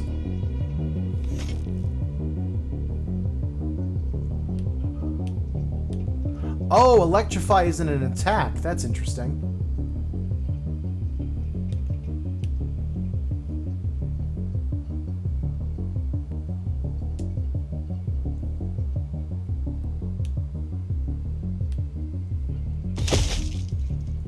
Oh, it caused me to get hurt.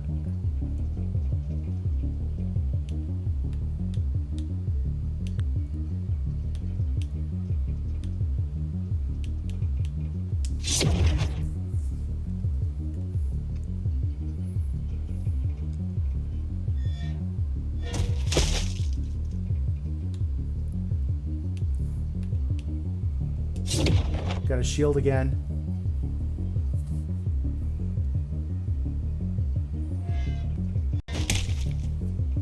Okay, now it's going to try to electrify. Now's my chance to do some bigger damage. Or drain. Honestly, I should get some stuff back.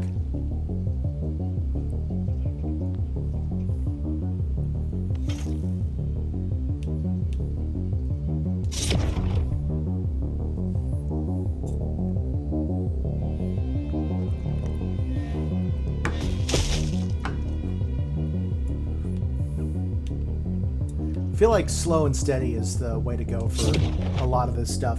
I seem to be able to shield for pretty much free.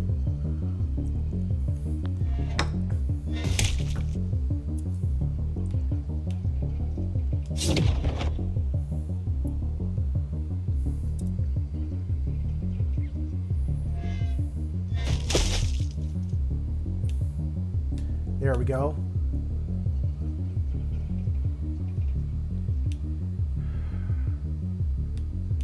Get some of my ink back.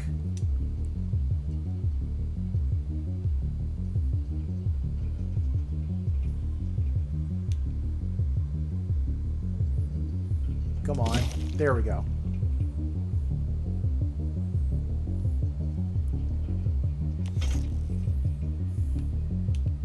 He's gonna strong hit again.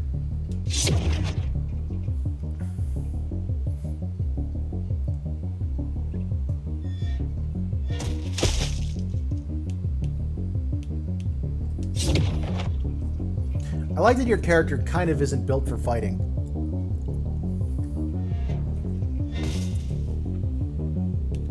Alright, I'm gonna see if I can finish him off.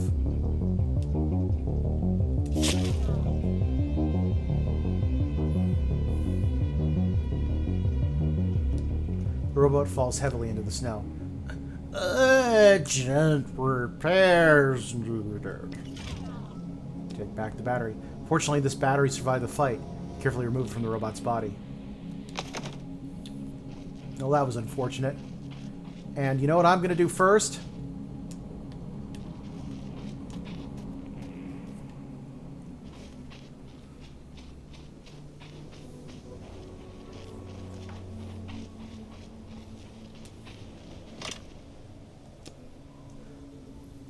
Don't have any spare... Wait, what? Didn't I get the battery back from him?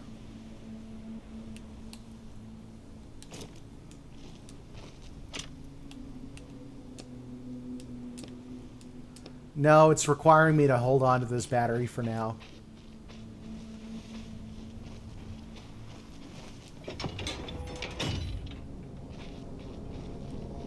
Well, I'm going to explore the outside for a bit before I go in. Robot under snow. The pristine, snowy landscape is interrupted by two metal legs sticking out of a snowbank. Another robot? That means another battery, which wouldn't hurt to have. Let's do it quickly. No questions, no names, no nothing. Alright, just cold, quick, unfeeling work. That's right. Approach the robot and start digging into the snow. Or rather, you try to dig. The snow is resistant and your hands rapidly start to freeze. Damn! The snow is too frozen. I need a shovel. You gonna ask your neighbor again? Look around. Not a soul in sight. Well, there's no one else to ask. Okay, I'll wait here for you.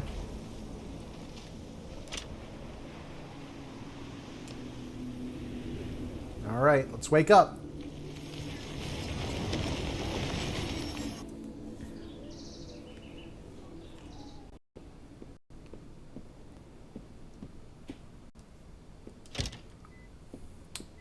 Try my other neighbor first.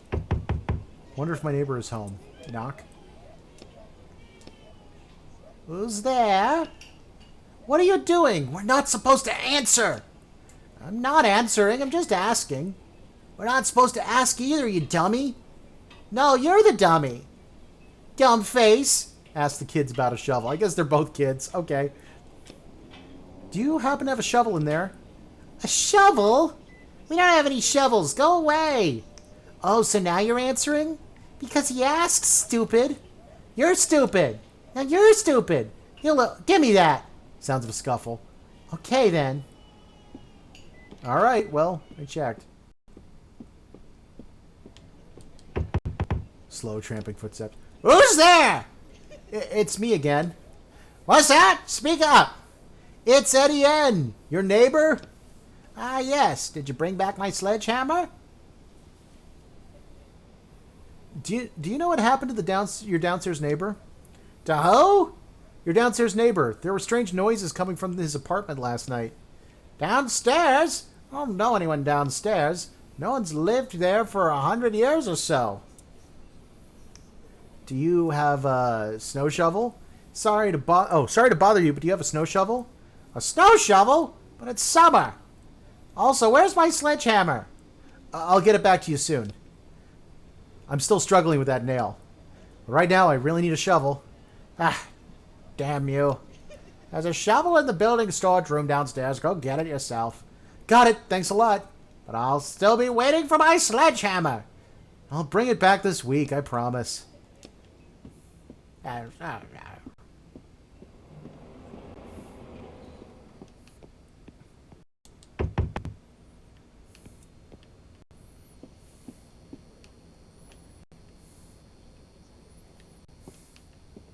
Oh, there it is.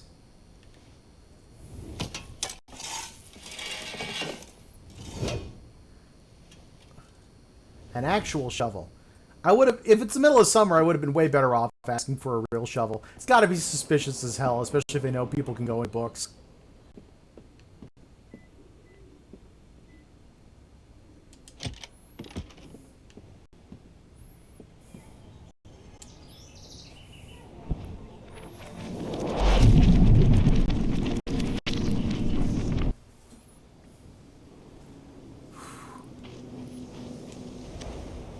Well, did your neighbor lend you a shovel?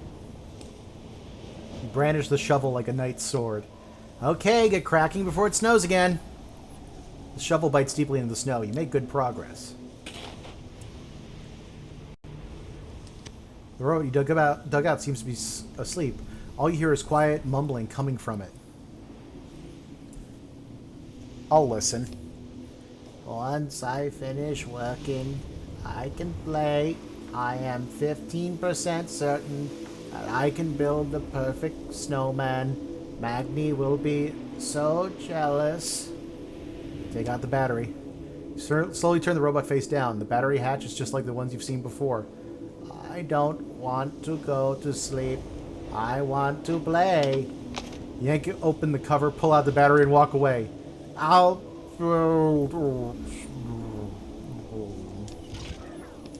You put the battery in your pocket. This game keeps making me be mean to robots! Mom! The label on the panel says storage. There are 2 battery compartments lower down. Looks like we need another battery. Panel buzzes and lights up. Panel beeps and the light on the lever turns green.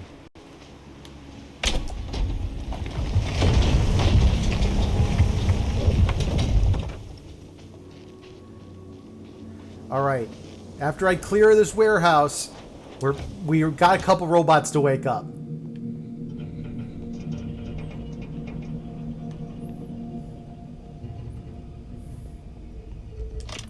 Look at the toolbox. Of course, it's locked too. I'm so damn tired of this. Everything is always locked. That's it. Hey, what's wrong?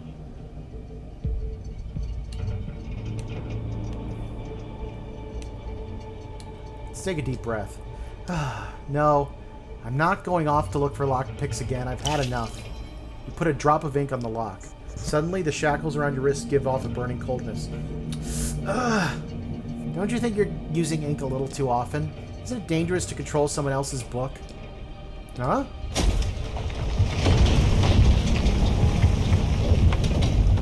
What was that? I didn't expect one drop of ink to cause so much resonance.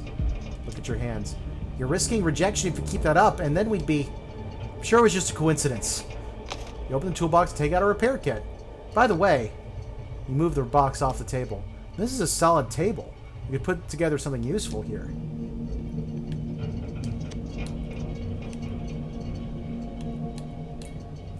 The usual stuff. See no reason not to start with a crowbar. If you can get it while you can, you should.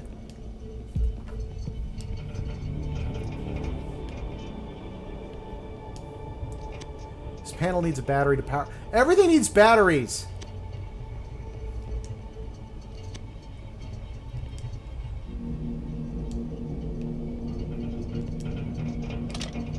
In the corner of the room, you see an unresponsive robot covered in a layer of frost. Nothing in the battery hatch. Hey, look! There's something in its hand! The robot's once intact hand is clutching a piece of paper. You pry apart the metal fingers and unfold the paper. Is this a map? It shows part of the facility. There's even an X marked. Looks like we found a treasure map. What kind of treasure could robots possibly have? Put the paper in your pocket.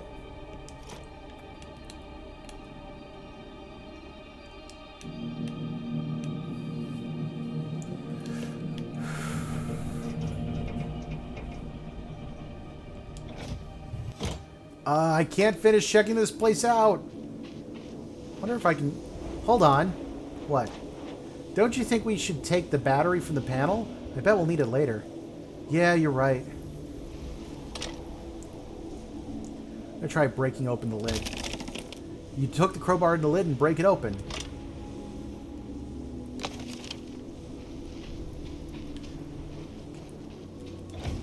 I should have done that before. I need to check the workbench. Nope, I need pieces of metal. You'd think I'd have some.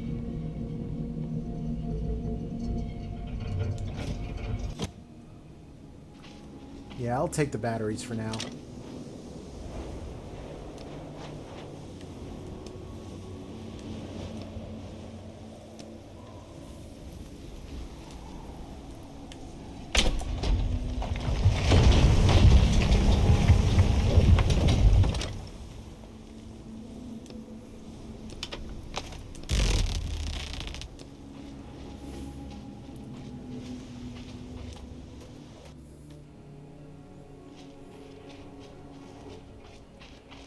Whoa! You guys are new! Two robots are studying the robot with the axe in its head. Analyzing incident. My verdict. Killed treacherously with an axe. Affirmative. Find the guilty and inflict punishment. The robots notice you and turn around. Excuse me. Do you have any idea what happened here? I was just passing through. Analyzing. Probability that human is lying, 54%.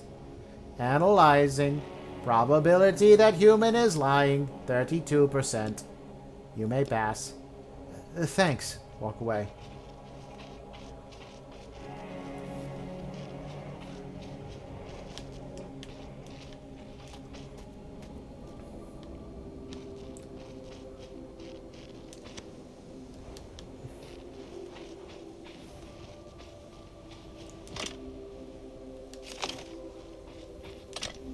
There's a factory crate sticking out of the snow.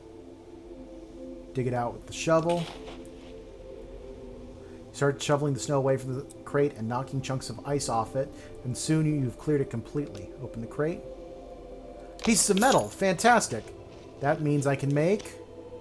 nothing yet, but I'm getting close.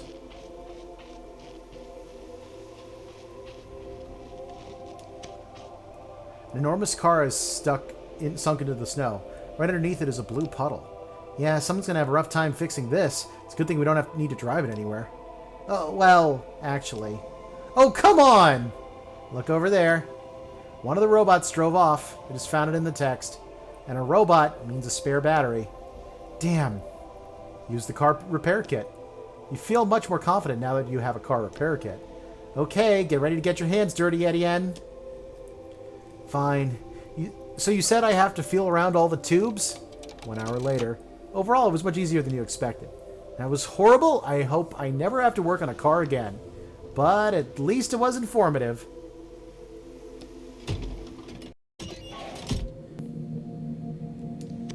Two unpowered robots in the back of the car. You lean one of the robots forward away from the seat and look at the battery hatch, but it's empty. All you see is a cable leading from the robot to the car's control panel. Oh, so the robot's plugged directly into the car. Before I activate that... Ooh! I can make some stuff now. Let's do that.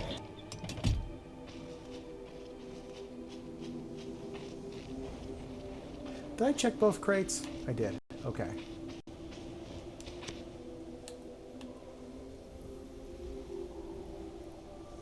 I feel like pliers will be useful.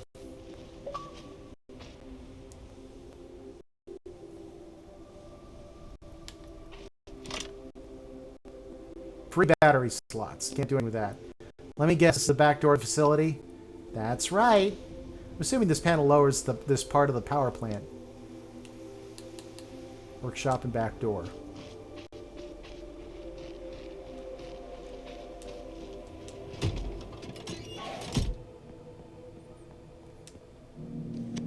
Examine the car's control panel. It's covered in a light layer of frost. Hey, do you even know how to drive? Oh, well... You remember the crash you were in with the alchemist. Roderick, fortunately, thought you did that on purpose. Examine the glove box. Small booklet in the glove box. Tangrisnir military off-road vehicle operating instructions. Military? You continue to study the cover. Below the title, you notice the small logo and the words approved for use by the Minister of War, Tyr Wotanson. I guess this is no toy. Maybe we shouldn't mess with it. Oh, there's a stamp on the back. Decommissioned from service. Looks like it's being used for other purposes now. Phew! We should be careful, just in case it still launches rockets. See 2 standard battery slots under the port cover. You're looking at the car's dead control panel. You won't be able to do anything without batteries. Let's do it. Need another battery. The panel buzzes and lights up. It's working! Suddenly hear a screeching noise coming from the back of the car. What the? Hello? Hello? Damn. Who are you two? I am Modi 2. I am Modi 3. They are copies of that robot we found hanging from the tree? Either that or Thor wasn't all that creative when it came to names. We're just gonna go for a little ride. We can't allow that. Can't allow that. State the purpose for your use of the vehicle. State the purpose.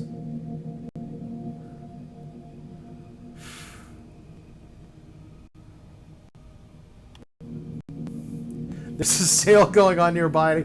I want to get there before it ends. Access denied. Denied. Oh, come on. It was just a joke. Calculating joke probability. Calculating.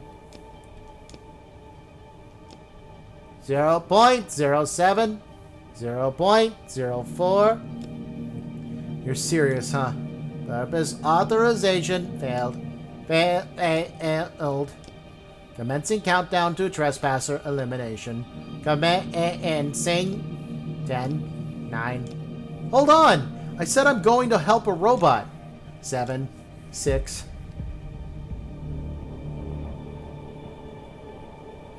Let's yank out the robot's cable. Tell him about Thor or yank out the robot's cables. I'm gonna yank out the cables.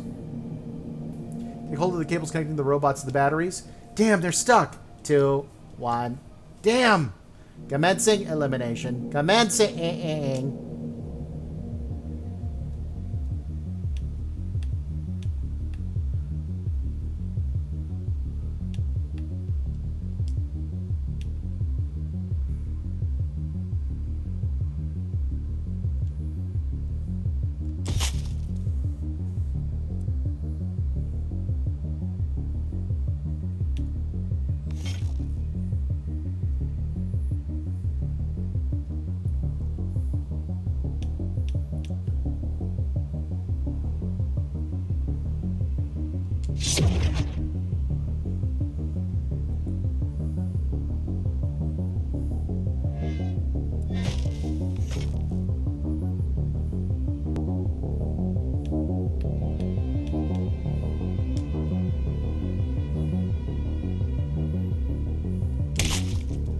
Oh shoot, he was electrified.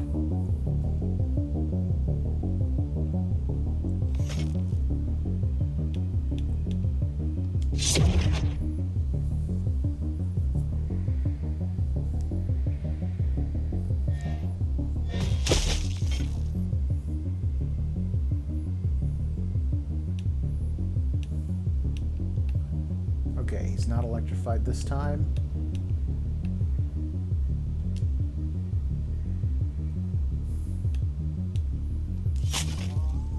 One robot down.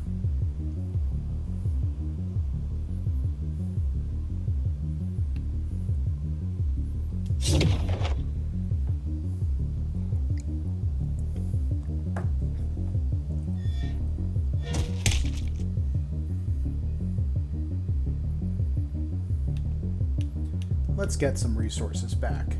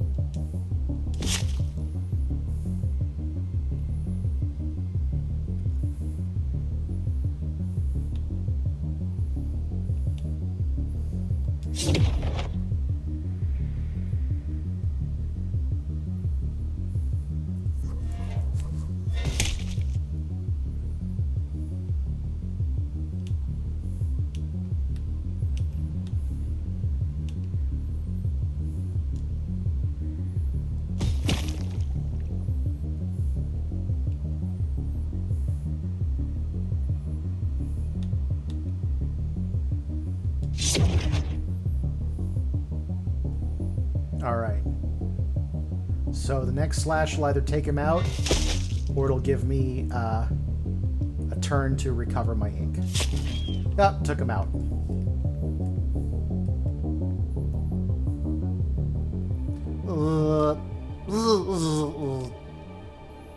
That was unfortunate. I'm going to go ahead and heal up. Better to do it outside of a fight.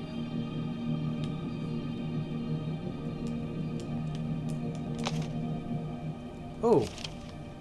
Wait, what was that one thing I got? Chalk. Ugh. Stop being depressing.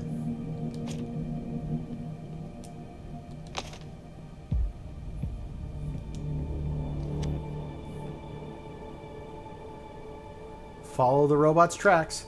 Get behind the wheel. Didn't you say you don't really know how to drive? No time like the present to learn. Are we there yet? I don't know. You've been driving for half an hour. Just following the tracks. How should I know how far I got? How about you talk to me to pass the time? Me? You still haven't remembered anything about your book? Just a little. I remember living on a busy street. That's not much help. I need more specific details, and names are ideal. Why do you need details? As soon as we finish all these jobs, I'm going to try to find your book. Is that even possible? Well, it's unlikely, but I think it's worth a try. In any case, I have to pay you back for all your help somehow. As soon as I get my powers back, whoo! I'll be unstoppable. Watch out! I miraculously avoid a chunk of ice. Whew! That was close. Why don't you tell me more about your books? Well, were they about evil corporations too? Or power plants and robots? No, I didn't focus on the setting much. The characters were more important to me. I want to create characters that feel truly alive. That's my ultimate goal. Oh, that explains it. Explains what? Every character written by someone else is automatically hollow and soulless, right? That's why it's so easy for you to do bad things for them. That's not true. Well, partly. I don't hate them, it's just that when I see their lack of depth, that they're not realistic. Depth? During a conversation, it's easy to tell if a character is capable of thinking for themselves, or if all they can do is recite the lines they're given. What category do I fall under? I think you were written by one of the original authors, and I don't question their work. Which will actually help narrow down the search for your book, since there aren't many works by original authors left. What's an original author? They lived before our time and created the most iconic stories ever known. True masters of the pen. I've even heard they couldn't jump into books, so I have no idea how they managed to create all that. Huh. Not a single one of them kept writing after the war. I don't know why. Now we have this new generation of writers where everything is rewritten or reworked. Oh, hold on. I think we're here. See the car over there? Yeah, slow down a little. Just gotta figure out how... Damn!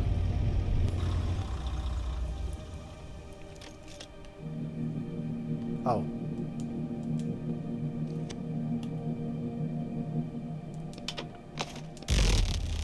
Gotta take the batteries with me. Now remember where we parked. Oh, he's making a little snowman! The car, in front of the frozen car, you see a crate with a steel cable wrapped around it. Let's cut the cable. With some effort, use your pliers to cut through the cable wrapped around the box. Good stuff. Can't open the door of this car. Fortunately, I already have my own. A robot's tools. I haven't... You know what? I haven't had a talk with Roderick, really. Did you want to ask me something? I did, in fact. Whatever happened to the potion of immortality that we got? It was sent off to the client. Is he going to drink it? I don't think so. The potion won't last long in the real world, just like the other objects taken from books. Then why... As I understand it, he's selling the artifacts to other writers or maybe publishers who have a lot of money. But why can't they just make their own potions for their books? Why buy a pre-made one? It takes a lot of time and effort. For a potion that makes someone immortal, let's say... It would take me about 6 months, but that's just a guess. I'm no expert when it comes to objects. So some writer out there is putting our potion into their book? That's the plan. Just my shackles. I'm so sick of these things. You roll up your sleeve and flex your left wrist under the shackle. So all this thievery is to get your shackles removed? Surely there must be another way. Well, there's one alternative. I can work off my sentence. 30 years of hard labor for a publishing agency. Which, in and of itself, doesn't sound like a great idea. I can't disagree. Not to mention that even after all that, I probably still won't be able to go back to writing. Why's that? I've heard that a lot of writers, after even just 5 years of serving their sentence, decide to give up. Give up writing? Not only that.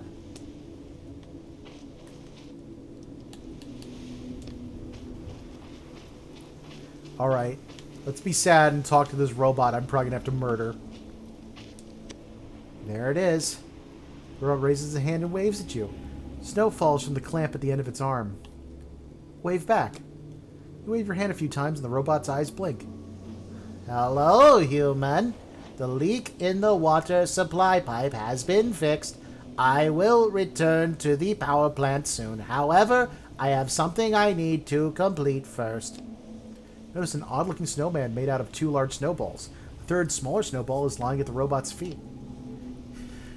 This is a 73% perfect snowman. I have never achieved such a wonderful result before. I'm going to ask about the pipes. Why are you insulating the pipes if there's nothing flowing through them? I was not insulating the pipes. I was fixing a leak. Eventually, I will figure out what it was that disabled the heating system. I think it's because the power plant closed down. Leaks probably don't have anything to do with it. Calculating sarcasm. No, I'm serious.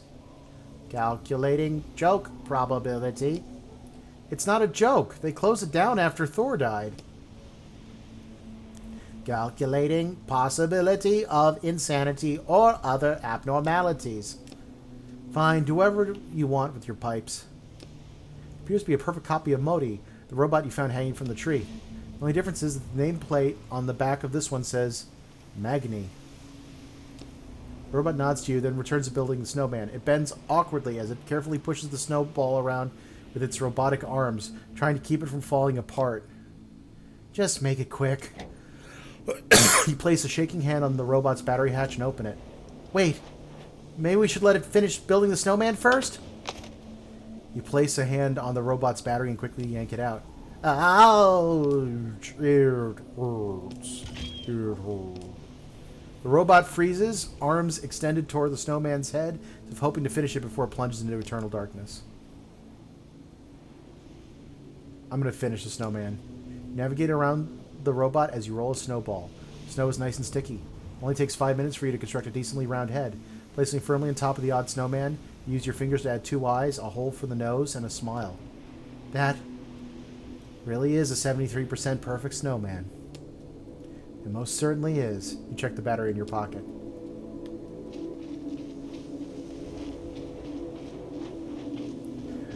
This game makes me be mean to robots.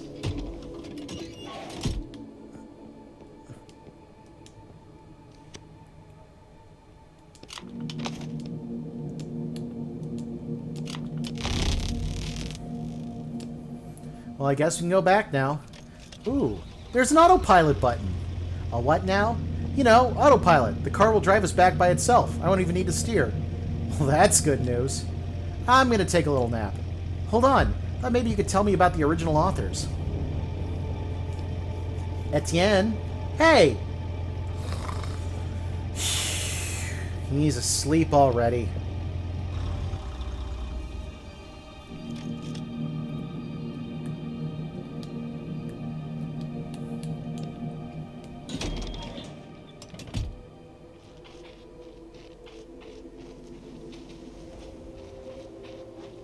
This needed 3 batteries.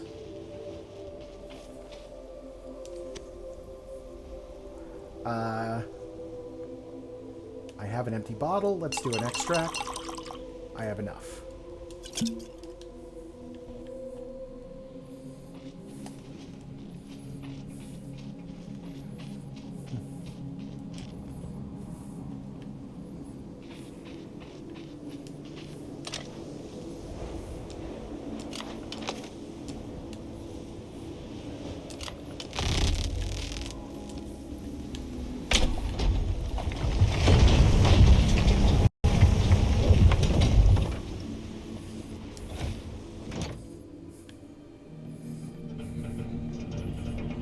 Let's start with the robot.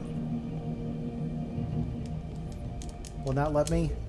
I guess not. Let's try the panels.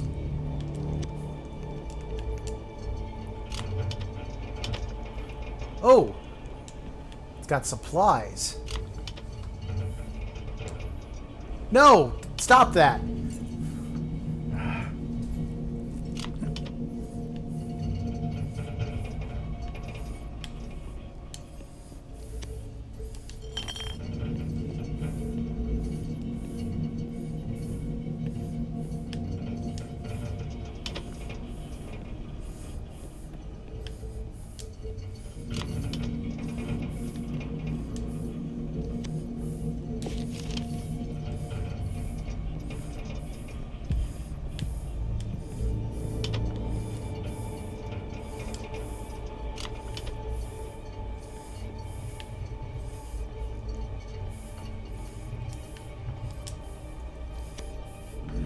Small box with a lock. Wait, why can't I break the lock?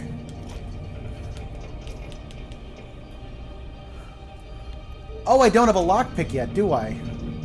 Hold on. Do I? Thought I did. No, I don't, because I needed more pieces of metal.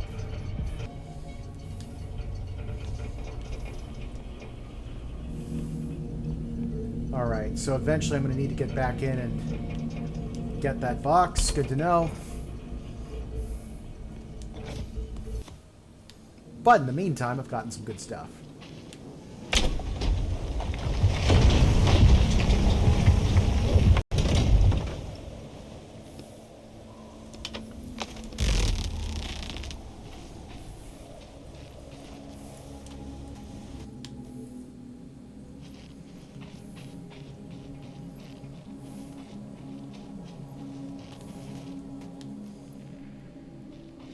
All right, come on.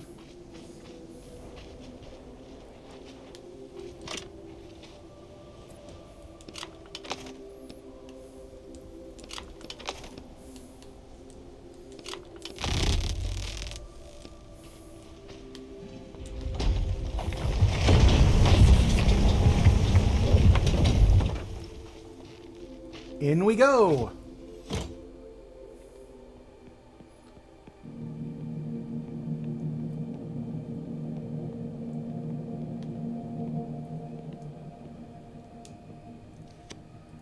That's the bridge control panel, or at least it was.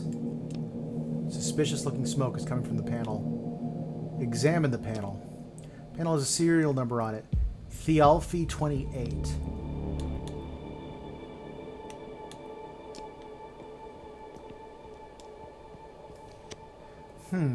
Looks like this panel is connected to the conveyor belt.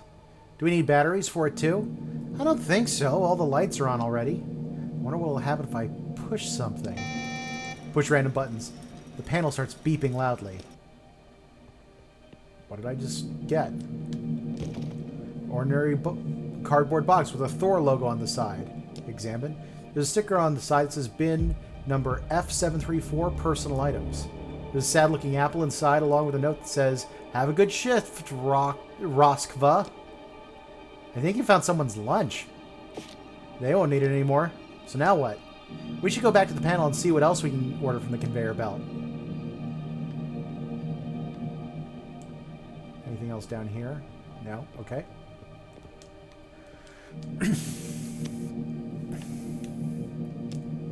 Buttons you were hitting madly turned out to correspond to different letters and numbers. To the right of them, you see a booklet labeled Operator Instructions.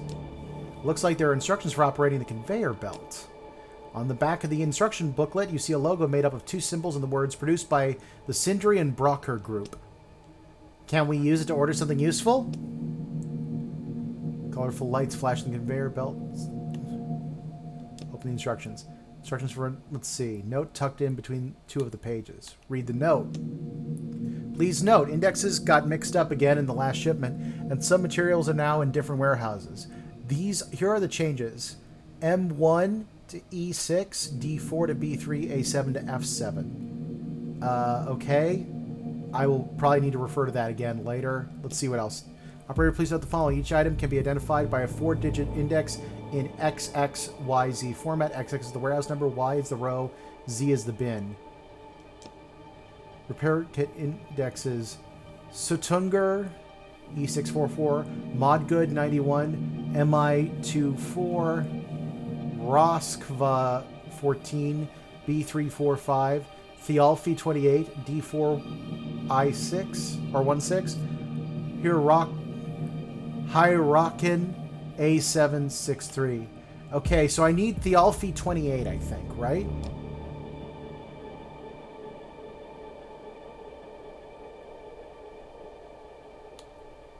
I don't think that changes anything.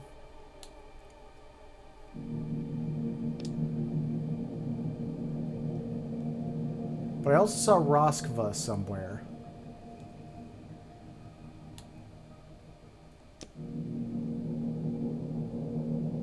Oh, D3. It's B3 instead. So I need B316.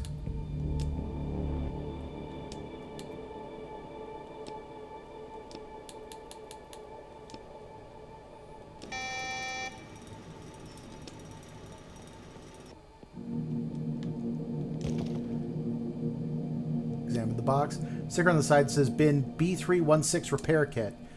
Inside the box is a package repair kit. A kit for Thialfi 28. Just what you need. Awesome. Now we just have to do something about the bridge situation.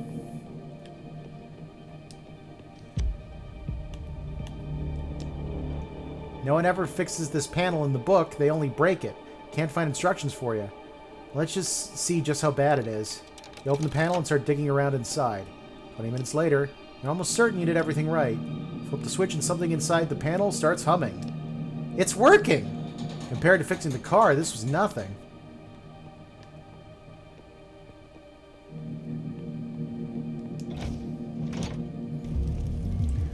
Wow!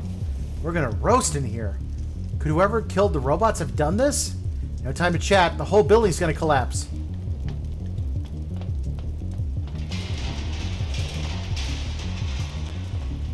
Not an exaggeration, I see.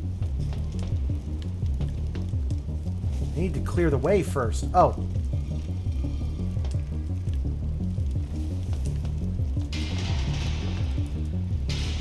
What's this way?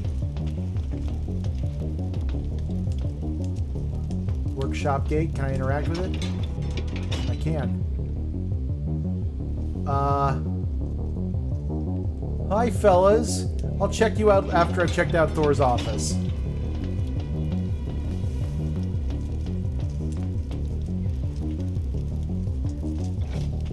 This is a very interesting game. Oh, damn, the whole place is on fire. We should hurry with our search before the fire spreads. There's an old letter here. Anything interesting? It hasn't been sent. It's from Thor Wotanson to President Odin Borson. Let's see. Part of the text is burnt and illegible. Since Saul was the first company to go when, shortly after being acquired by the Saul Group, it declared bankruptcy and disappeared from the market.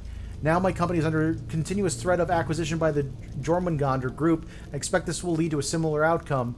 All chairman and all ruler, if only I was still at the helm of the military production facility and not, my actions would be decisive and I would not have to write letters like this. But as I am needed here and I must act according to the laws of competition, no matter how hard it may be for me, I ask you... The rest is illegible. Wonder why I never sent this letter. Who knows?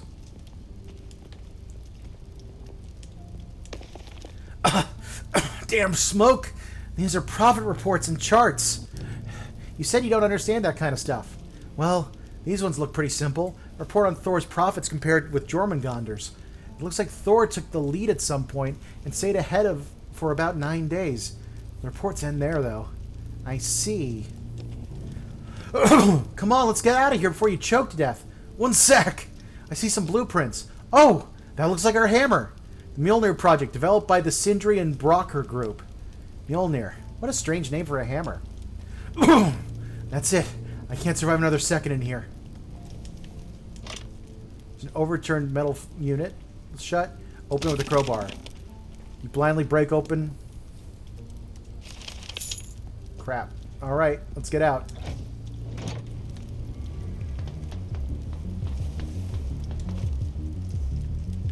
Wait, what did I just get? Electronics repair kit.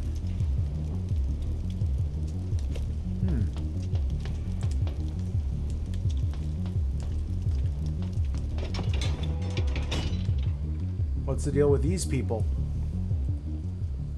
Some men are unsuccessfully trying to break down the door while the rest of them stand off to the side, exhausted. Watch in silence. Our plan will not be complete until we can be sure we've destroyed the entire factory. There must be something important in here. Why else would they have hidden it like this? Ahem. 10 or so pissed off men turn to face you. What's this now? He doesn't look like a robot. Hey you! Are you from the village too? No. Are you here to help us burn down this damn power plant? Nope. And what the hell do you want? Tell the truth. Listen, I just want the hammer. The men glance at each other. What hammer? That's what you're trying to destroy, right? The hammer of Thor. It's behind this door you're trying to break down. Oh, so it's the hammer making those sounds. That makes sense. See, I told you. Hush! We don't need your help. We can deal with the hammer ourselves. Be on your way. He turns back to the door. No. I need the hammer and I'll be taking it. Listen, guy, or whoever you are under that mask. There are 10 of us here, so if you think you can take us, you're out of your mind. Now what? Try and convince them again. Fine. Just explain what's going on here. Maybe we can find a compromise. We'll take care of things ourselves. Won't even look at you now. Extra manpower wouldn't hurt, boss. This door really won't budge. There's nothing to explain. This piece of shit here caused an avalanche that buried our village. We won't stand for this. It's time to take action. Time for Operation Blackout. Blackout! The rest of the mob shouts, less enthusiastically and less in unison than before. We'll burn it all down. We'll leave nothing standing. Yeah! Come on, think. Choose wisely. I don't think they're going to put up with you for long.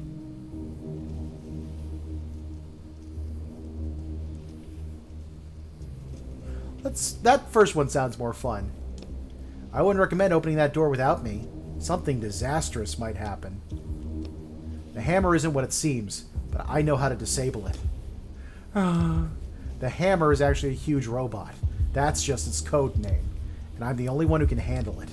Will you shut up over there? To be fair, even to me that didn't sound very convincing. Let's make a deal. Men pretend not to hear you. I'll open this door for you if you let me take the hammer.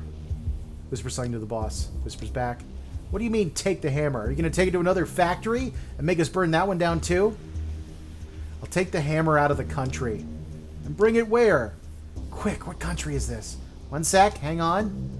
I see Helheim, and I see Asgard and Midgard. What would be the best option?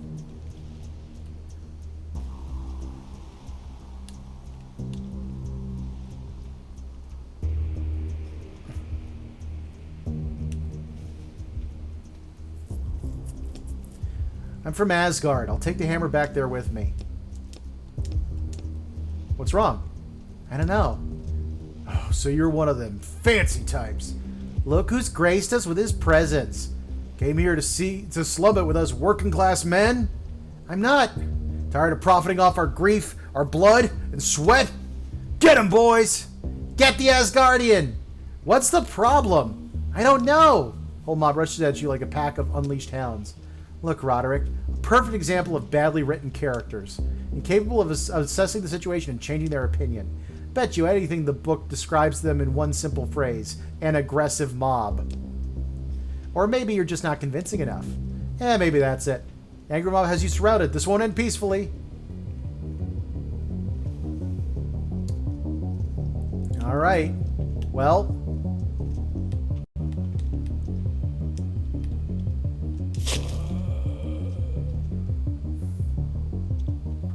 gave you guys a chance.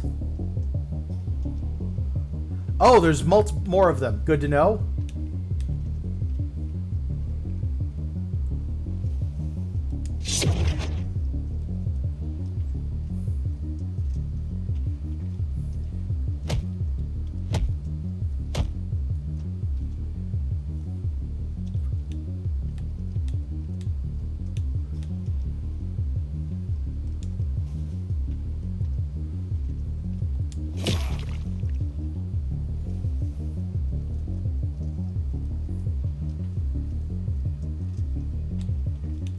Yeah, no, you're not.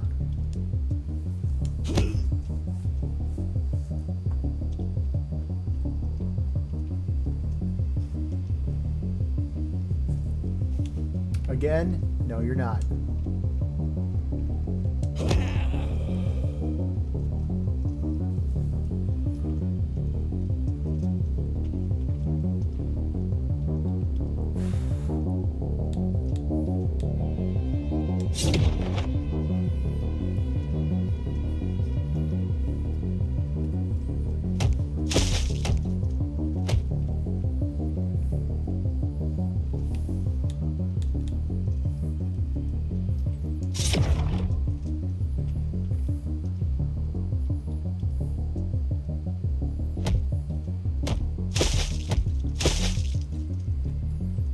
Idle hit. Okay. Your aim seems pretty bad. I'm gonna risk it.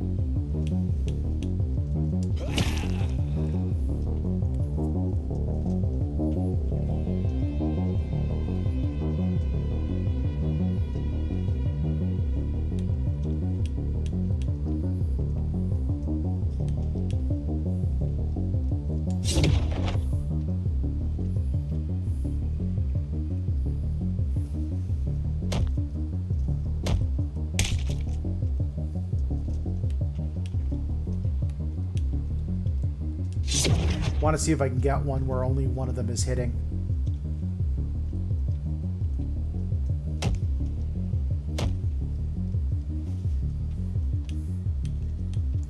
No, they're going to be pains like that, huh?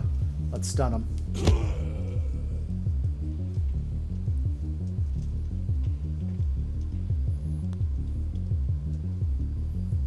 Oh, he's got strong hit.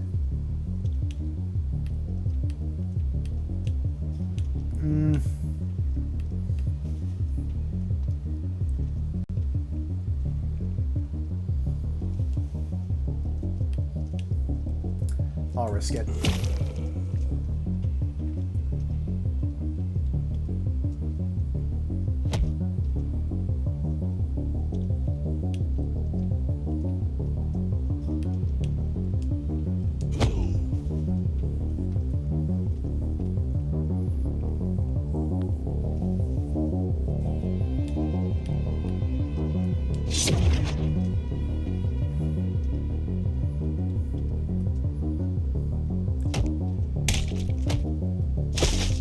I got through. Okay, but it's a good opportunity to drain.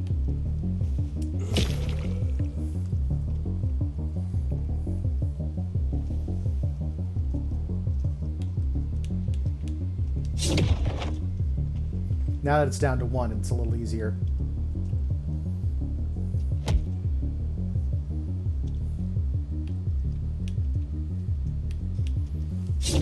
I'm going to slow game this so I can recharge my stuff.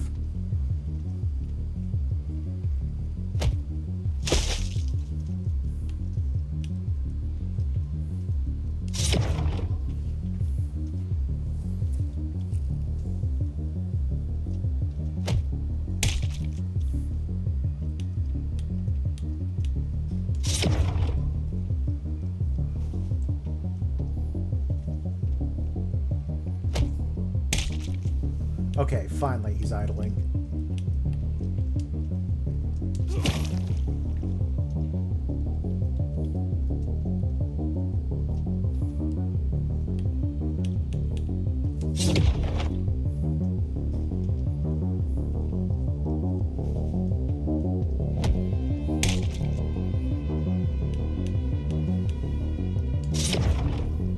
He seems pretty accurate, so I'm going to play conservatively.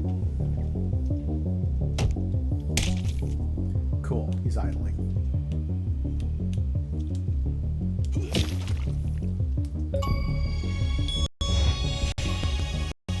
Plagiarism.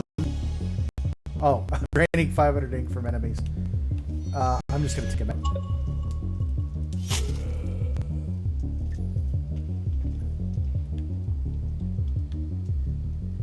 Fight is over. All the members of the angry mob are lying on the floor, moaning quietly.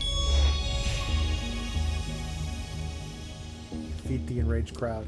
Okay then, let's try and open the door now.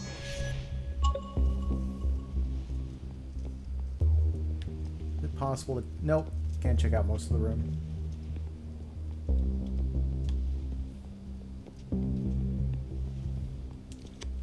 You examine the door. There's a panel here. Looks like we need an alphabetic code. So we need to guess the word? Yeah, something like that. Any ideas? Thor. What word would he have used? Probably Mjolnir. What kind of word is that? It's the hammer's name. We saw it in the papers in Thor's office, remember? Oh, right. Correct. Door opens. Great. All right, let's see what's inside.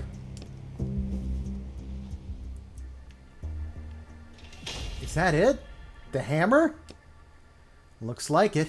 It's huge. I have to figure out how to get it down from there. You can always hurry. You should hurry before the fire spreads here. There's no way we can take the hammer unless we stop that mechanism. I know, but there's so many buttons here. And this weird head. Hello? Damn, not again. Human detected, 67% certainty.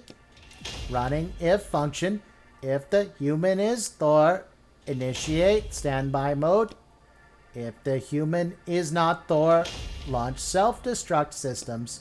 What? Hold on. I'm Thor. Everything is fine. It's me. I just came to check on my hammer. And what was it called again?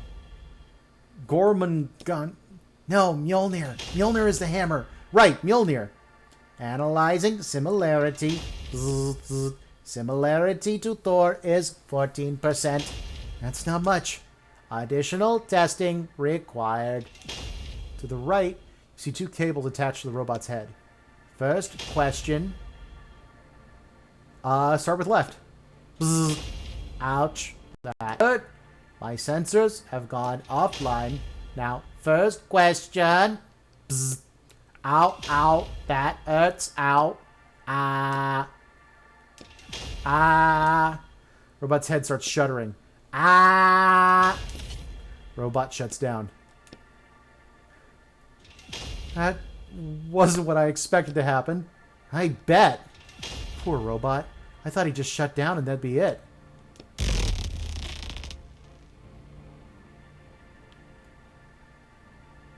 Looks like your hammer stopped moving. Okay, I'm going. Examine the massive hammer.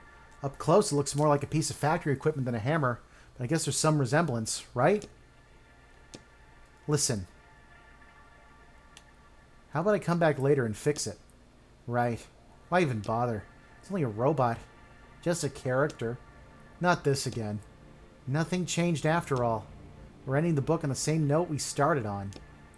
First it was the alchemist, now the robot. I don't have an answer for you. I know. Take the hammer and leave the book.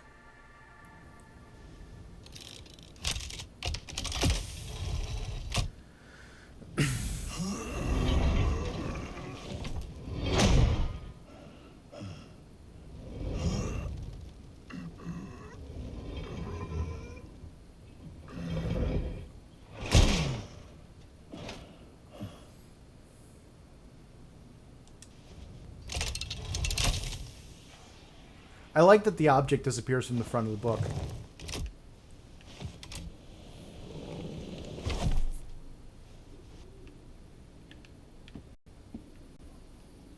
Easy to get in.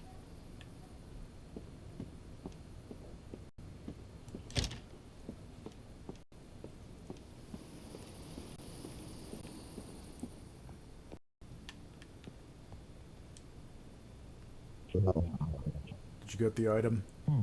Yeah, just don't throw out your back carrying it.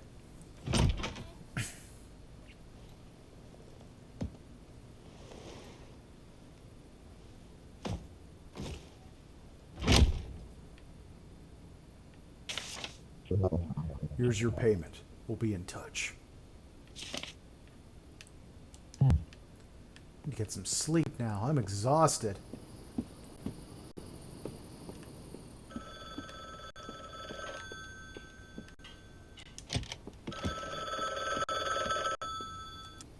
Hello? Still abusing characters? It just happened. Well, anyways. Good work out there. You're slowly starting to be my favorite walker. Don't call me that. Don't like your new line of work? Stay silent. That's too bad. It's far more profitable than all your scribbling. Alright, I'll be in touch.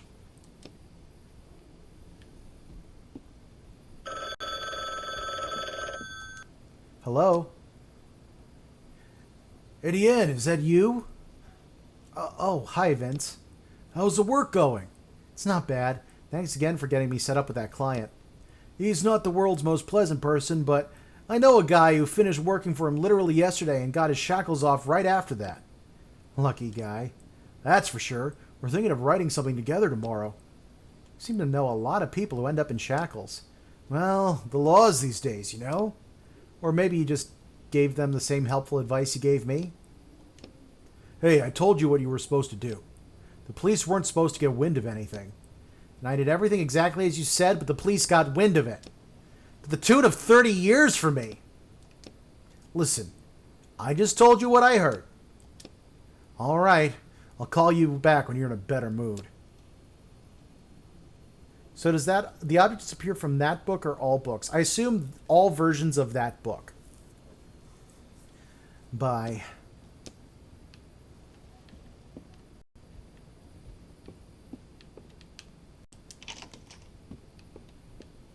No more phone ringing.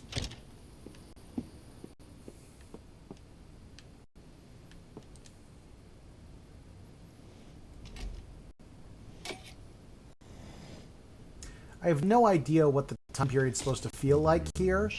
I just noticed the water bottle. Sorry.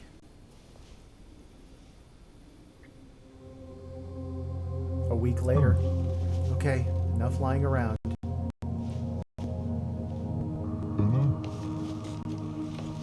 Loop 2.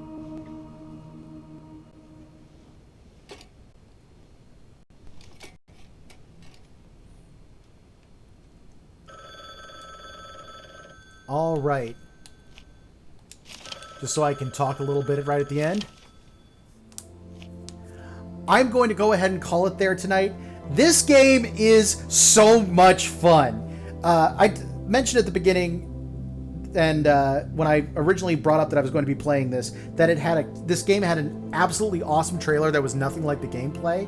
So I was a little bit worried about how this would turn out, but honestly, I am having a blast. And I'm really looking forward to continuing this next week.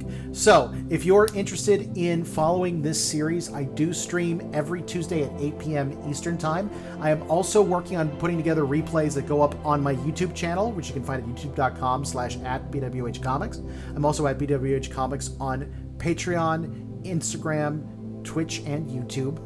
And yeah, it's going to go ahead and wrap it for me this week. Thank you for joining me, and until next time, rock on, guys, and never stop drawing.